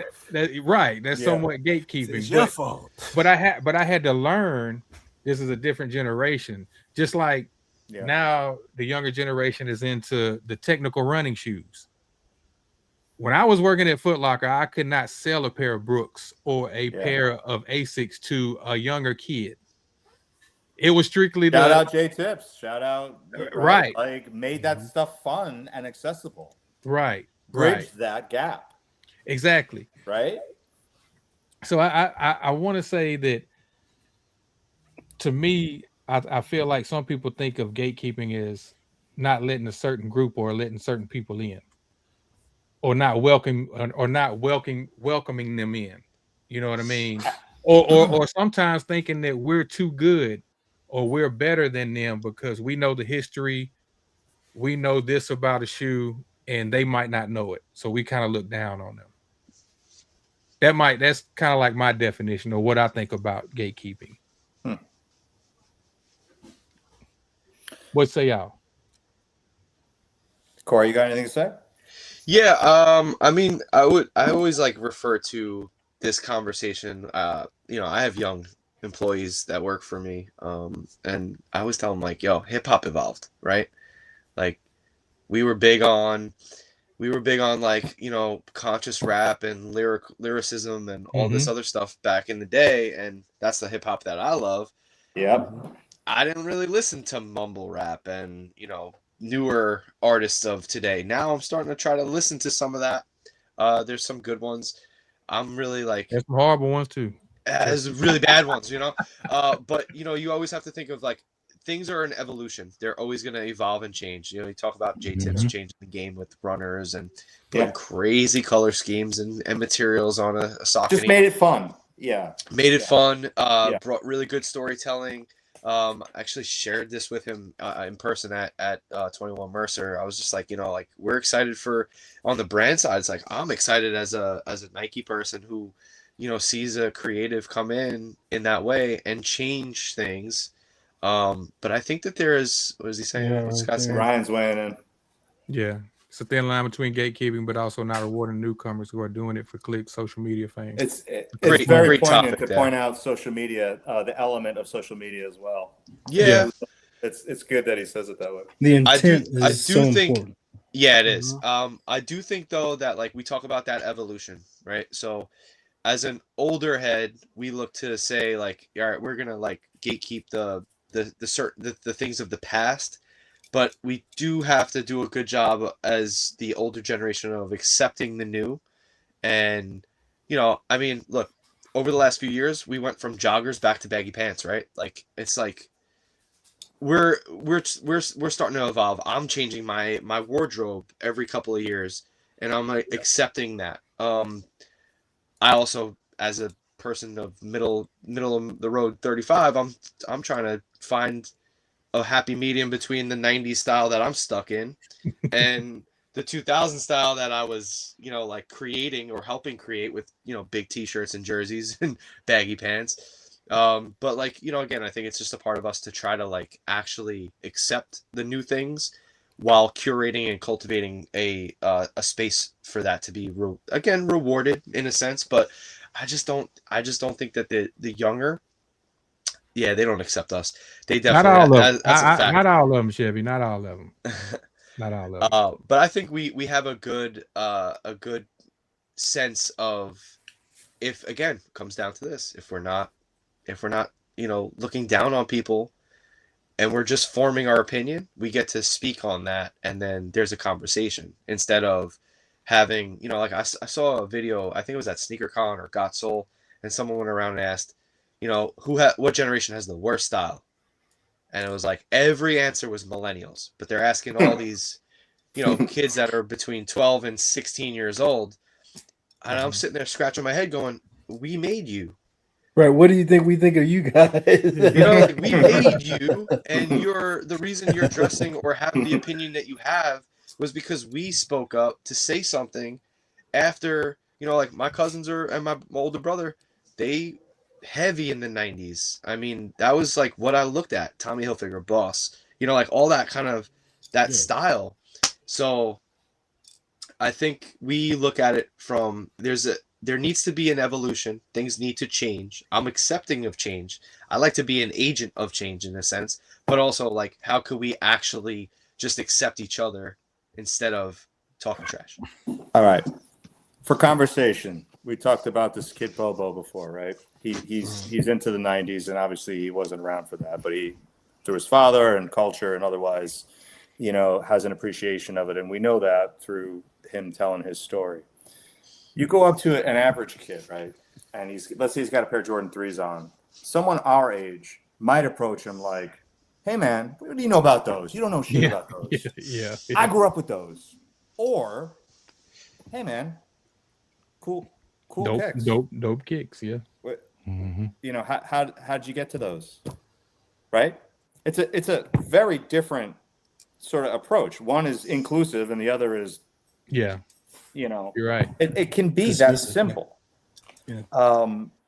But I was someone that grew up wearing like Led Zeppelin T-shirts and some other things. Those are, you know, rock bands from the 60s going into the 90s. And I remember people my parents' age being like, man, what do you know about that? So we call it sneaker gatekeeping, but it's also just sort of how the older generations tend to be with the younger generations tend to be with the younger generations. Like there's a level of normal to it. Obviously, I'm not trying to defend it, but I'm trying to say that like it's just this mindset of context, right? That young kid might be able to teach you something. Mm-hmm. Mm-hmm. Right? Or he's just got a cool story. Yeah, my uncle got me these and wanted to get me into Jordan. I just bought a pair of Jordans for my godson. And I set him up with them 2 weekends ago. He's just learning what Michael Jordan and basketball is, right? And so, okay, time to do what I got to do and just get him a pair of 11s, right? Yeah. Okay. What he does with that is up to him.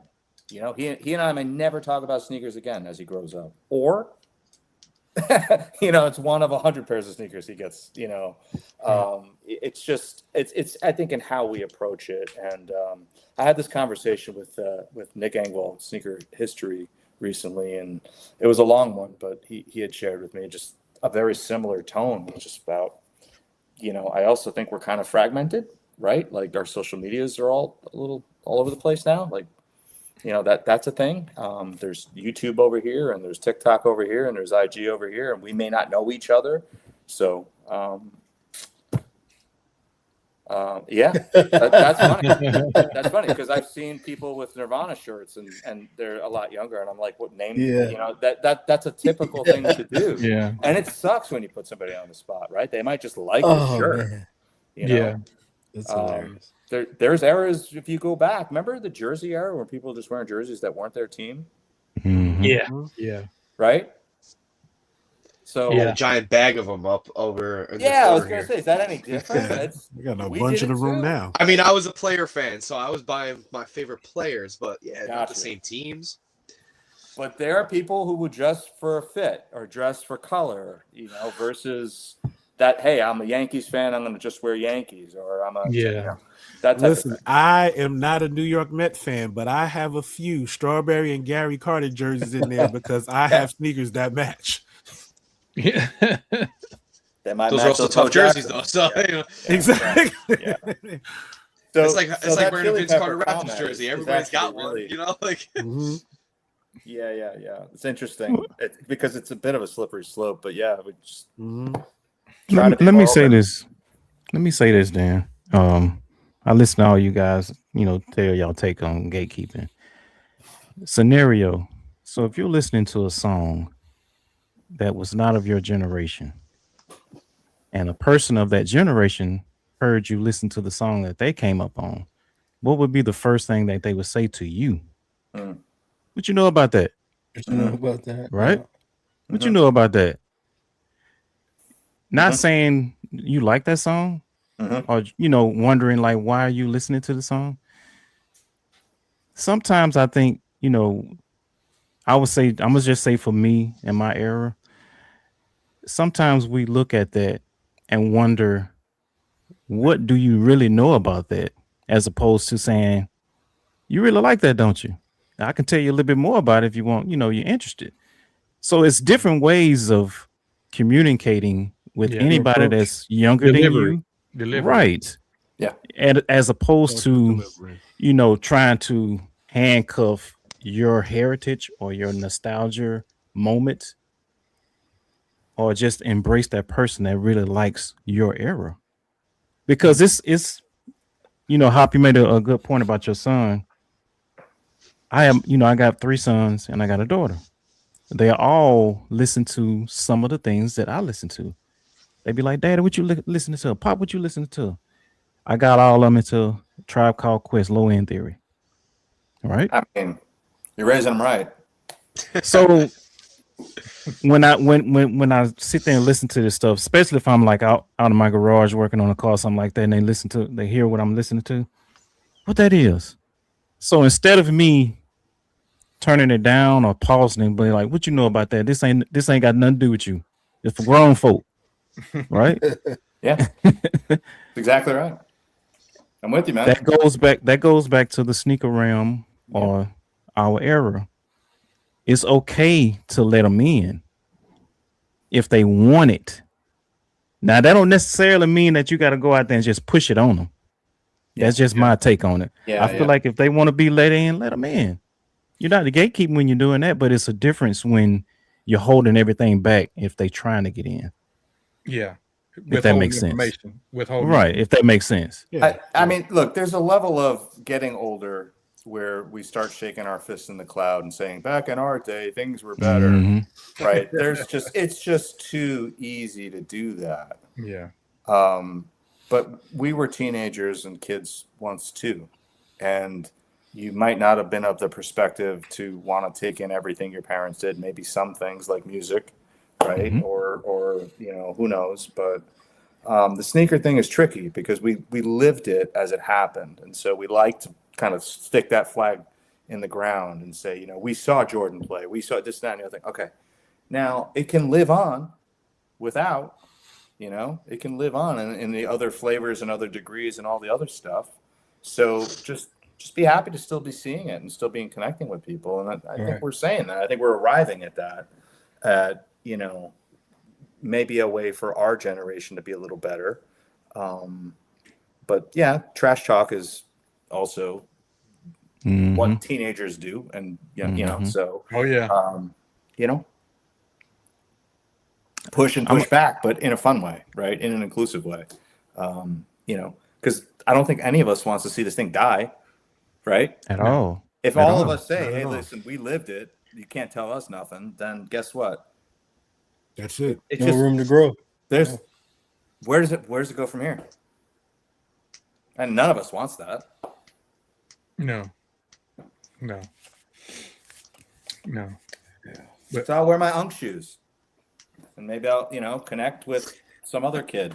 I just want to say, Tom has showed more shoes on this show today than he has all. One other time shoes out there, right? Nice. He's like, you guys see these highs right here? You see Right. You see this butter right here in my hand? Come on, son. That's what it is. Come on, man. Yeah, man. I'm Italian. You know how these landed in my hand? Yeah. It's just, sneakers should be fun. They can be fun, but it's how we approach it. Absolutely right. And, I think people are starting to take it way too serious. Like you said, it's supposed to be fun. Like I said, we just want them to get fresh, and I don't know, man. It's sometimes it can be aggravating. Everybody's got opinions about stuff, and sure, it can definitely be aggravating. I mean, look, the barbershop conversations, right? You guys are tiptoeing on the LeBron Jordan debate or whatever, and it's. I mean, I think word's out by now. It ain't no debate. But go ahead.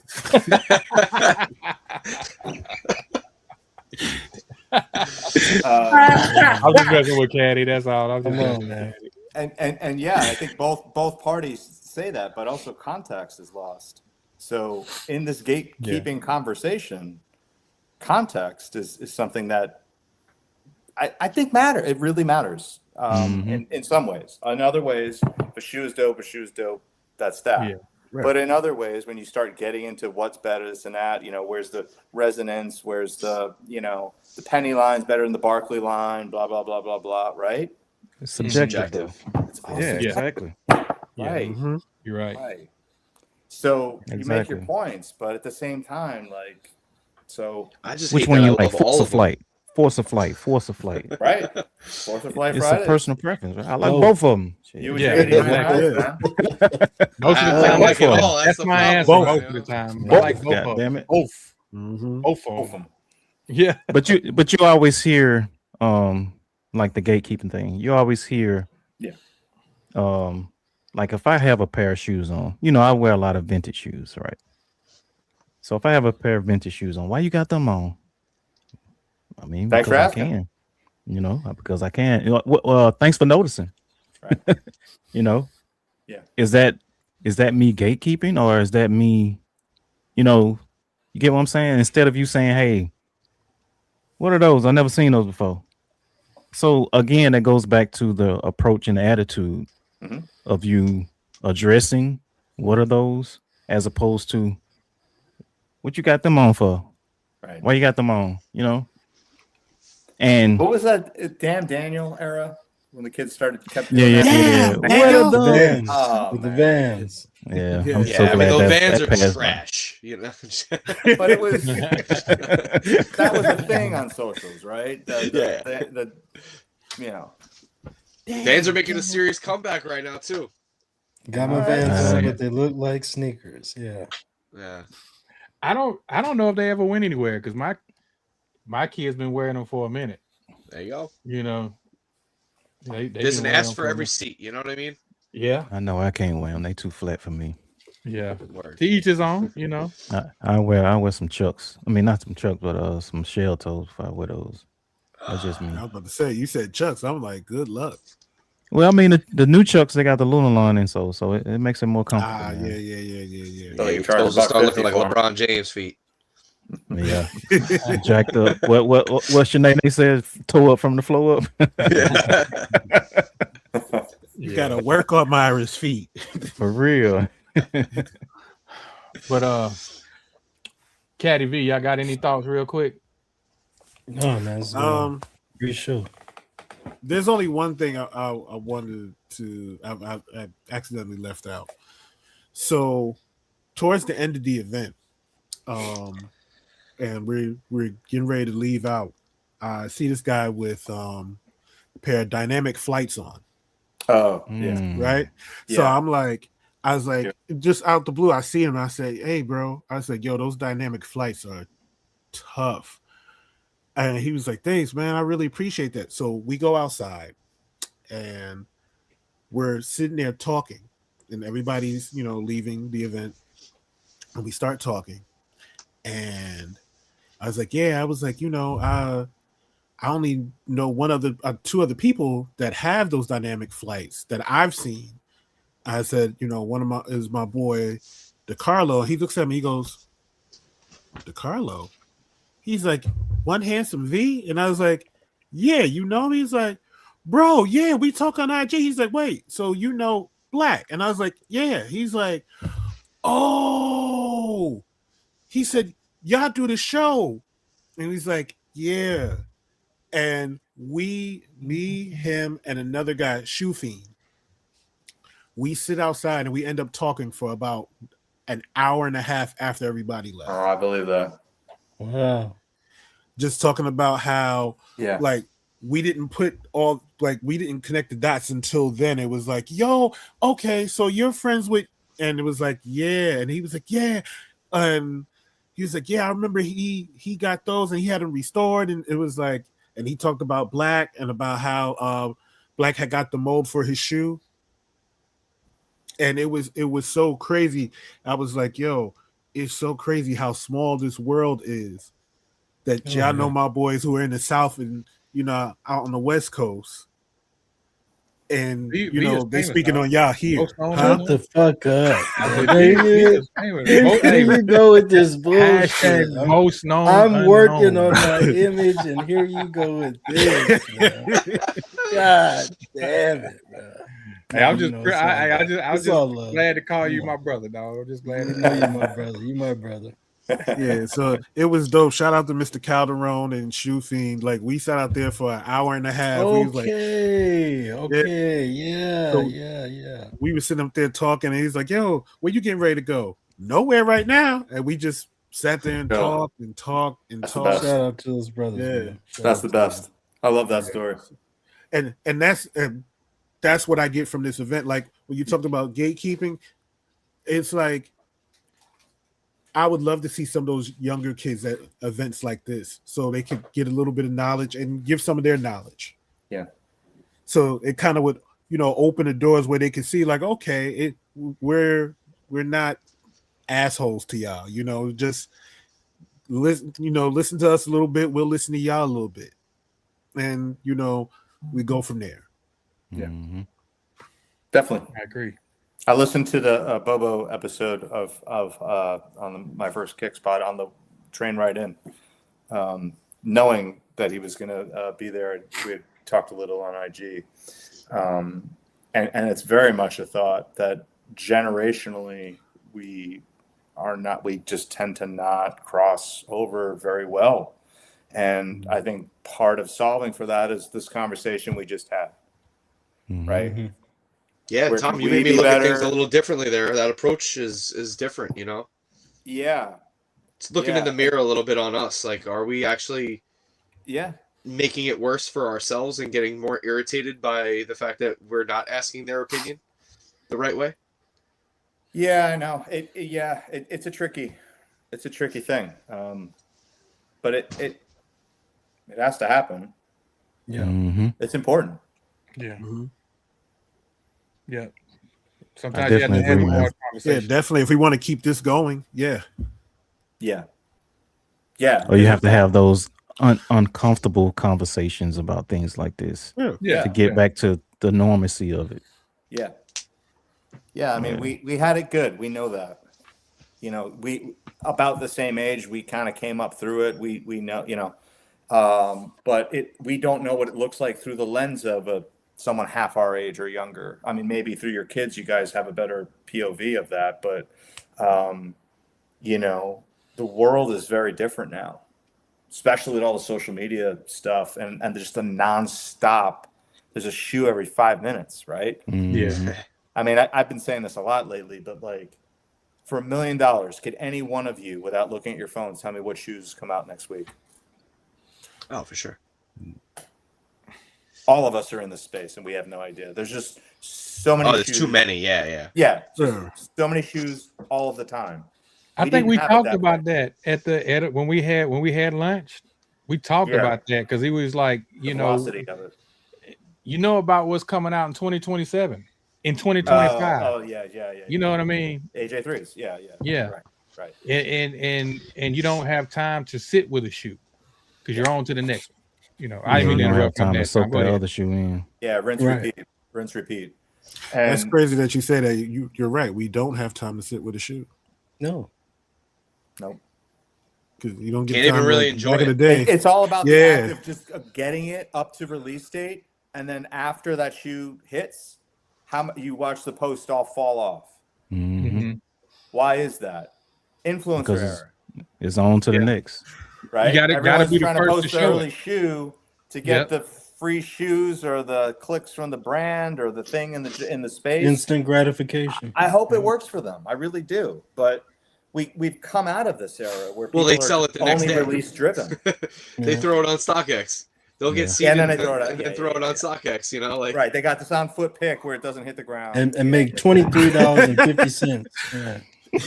And they and made have 30 to drive cents. to UPS to drop it off. You know, like, Now, what's funny is when you see them post a picture of them with the shoe on foot and they're not standing up in it and they still are factory lace. Like, You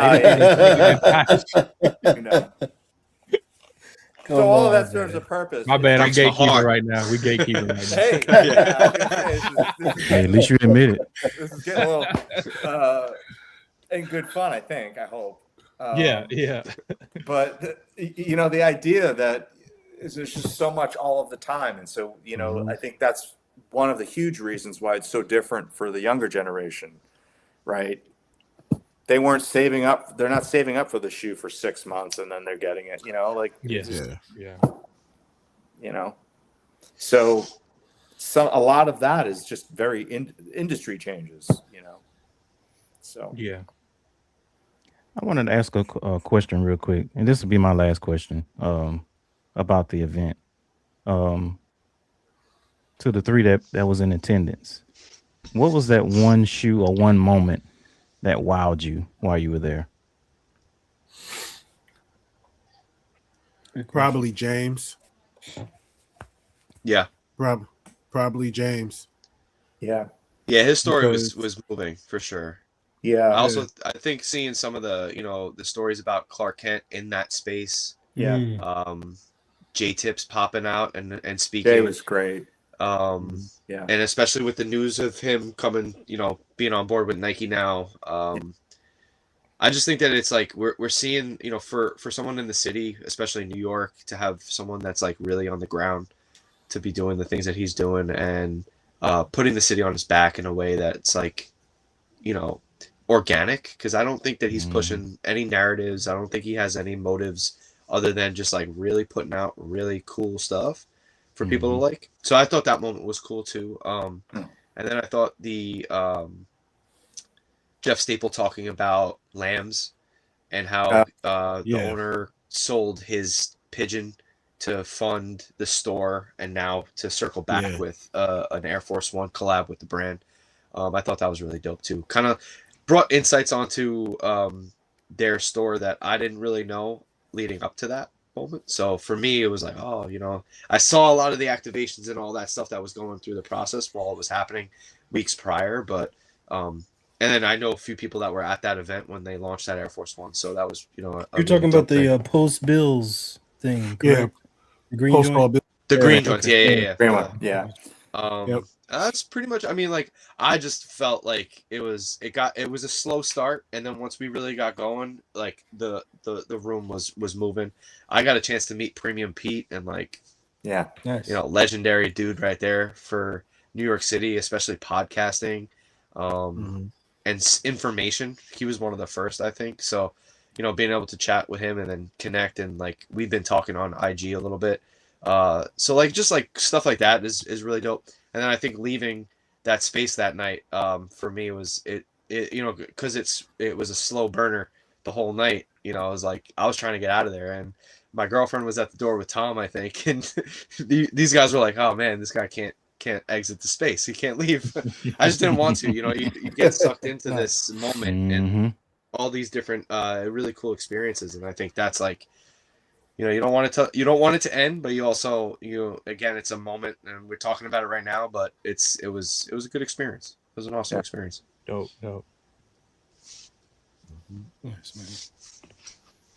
What about you, Tom? Yeah, I mean, Abdul was interesting. You know, I'm always fascinated by the guys. Yeah. I saw his story. Yeah, I saw his story about the shoes getting taken out of his luggage. Yeah. The guy just loves sneakers, right? Yeah. And he doesn't live in New York, so he's Boost came up, DMV area. Abdul came up. That's an effort. Yeah. Yeah. You know, that's an effort. And so people who make an effort for an unknown event, right? Like, all right, you know some ingredients, you have an idea. I mean, he's been to previous events, but like to just show up and be present and have good conversations, right? It is an incredible thing to just sort of feel. You feel that in the room when you look around, and so I'm appreciative for a lot of things, including just sitting here for a couple of hours to be able to just sort of break this down a little bit, and however many people, you know, check this out online, either as it's happening or go back and watch it. Like, thanks for being curious, right? Like, that's kind of the core of, I think, this whole conversation is, you know, for people to stay curious with each other, not just about the shoes, but, you know, sort of trying to connect and maybe not be as closed off as whatever. So it's good to have these reminders. But yeah, that James story really resonated, and you know, there are plenty of people out there that sort of have a story, and they don't know if it's special or not. I don't know, but you know, we take it in, and great to meet you. Yep. You know, so stay in touch, right? Build if we can, right? Like, that's the thing. Maybe who knows? A few weeks from now, you guys want to talk to him and have him, you know, sit with you. Who knows? Sure. You know. So. Oh yeah, love to have Abdul on here. Abdul, whoever. Yeah. I got one more too. I'm sorry. I got one more. So for the people that hasn't been to one of these events, whether it's in Portland, New York, or any other city that's has the tag of it's the stories that matter, what would you say one thing that you can tell them that this event is all about. I'm pretty sure you said it, pretty much early on in the show, but just to kind of give them this definition or I guess you say a definition or your opinion of what it's all about for a person that's never been to one of these events. Connecting. It's the one word answer, right? Aaron has the 3 C's on the shirt. I think you have it on too, right? Yeah. So community, Nice. culture, conversation. That's the 3 C's of this whole thing, right? Communities help each other out. Communities connect with each other. Communities build each other up, help each other along, throw ideas, all the things, right? And culture comes from conversations, just being in a space, right? And so just be present, be in it. So I want to try to answer in as few as words as possible. Basically, anti-Tom, because I could go on for days about it. But to answer your question, connection you're going to connect to something, right? Mm-hmm. So and for those that want to come, again, the website's up. There is a portal. There's a registration. If you guys are interested, check it out. Sign up. Hope to see you there. Yeah, I love that he did that. It's brilliant. Yeah. I love that he did that. It's brilliant because there's a bottleneck of it, right? There's people like Corey and I who've been to all of them so far, and there are other people who have yet to go. Yet is the operative word. Yeah. Mm-hmm. But this feeds Aaron's thing. This feeds the whole thing, as he's told us, right? Mm-hmm. It's every single person that's connected and been a part of it that helps it along. So yeah, one of the things that Coop talks about, and it's on the back of this shirt, on the back of Tom's shirt, it's being a sponge. So that means soaking and squeezing. Oh, the 3 things. Yeah. Exactly. The domino effect, right? So we're all dominoes in this life, and if we push each other forward, it's gonna just trickle down and continue to drive that momentum forward. And then being a butterfly and just kind of allowing yourself to spread your wings and fly and connect and live that life that you want to live. And I will tell you that has been a massive part of the journey that I've been on personally, in my personal life, where I feel that I share that with my team at work. I talk about it in my personal life with my friends, and I think that it's important because that is the part of that human connection, right? Like if we continue to push each other, we could all be great. And I think that that's the biggest thing for this group is that, we've connected. And I think I think there's a lot of projects that came from it outside, like side quests. I wasn't, or maybe Tom was a part of, but maybe not myself, but to see it happen, and then to be a supporter of it, and then to just, be a part of that entirety, I think is the biggest thing. So yeah, connection number one for sure. But then you have all these other facets that, Coop speaks very well from experience. And, at Nike, we really talk about, internally, we talk about like our experiences really matter. And it's our experiences that really shape the future for us. It's sport, but, for a lot of things, it's really comes down to that community. And I think like, Clark Kent, I met him once, super, super blessed to have met him, had a really amazing conversation.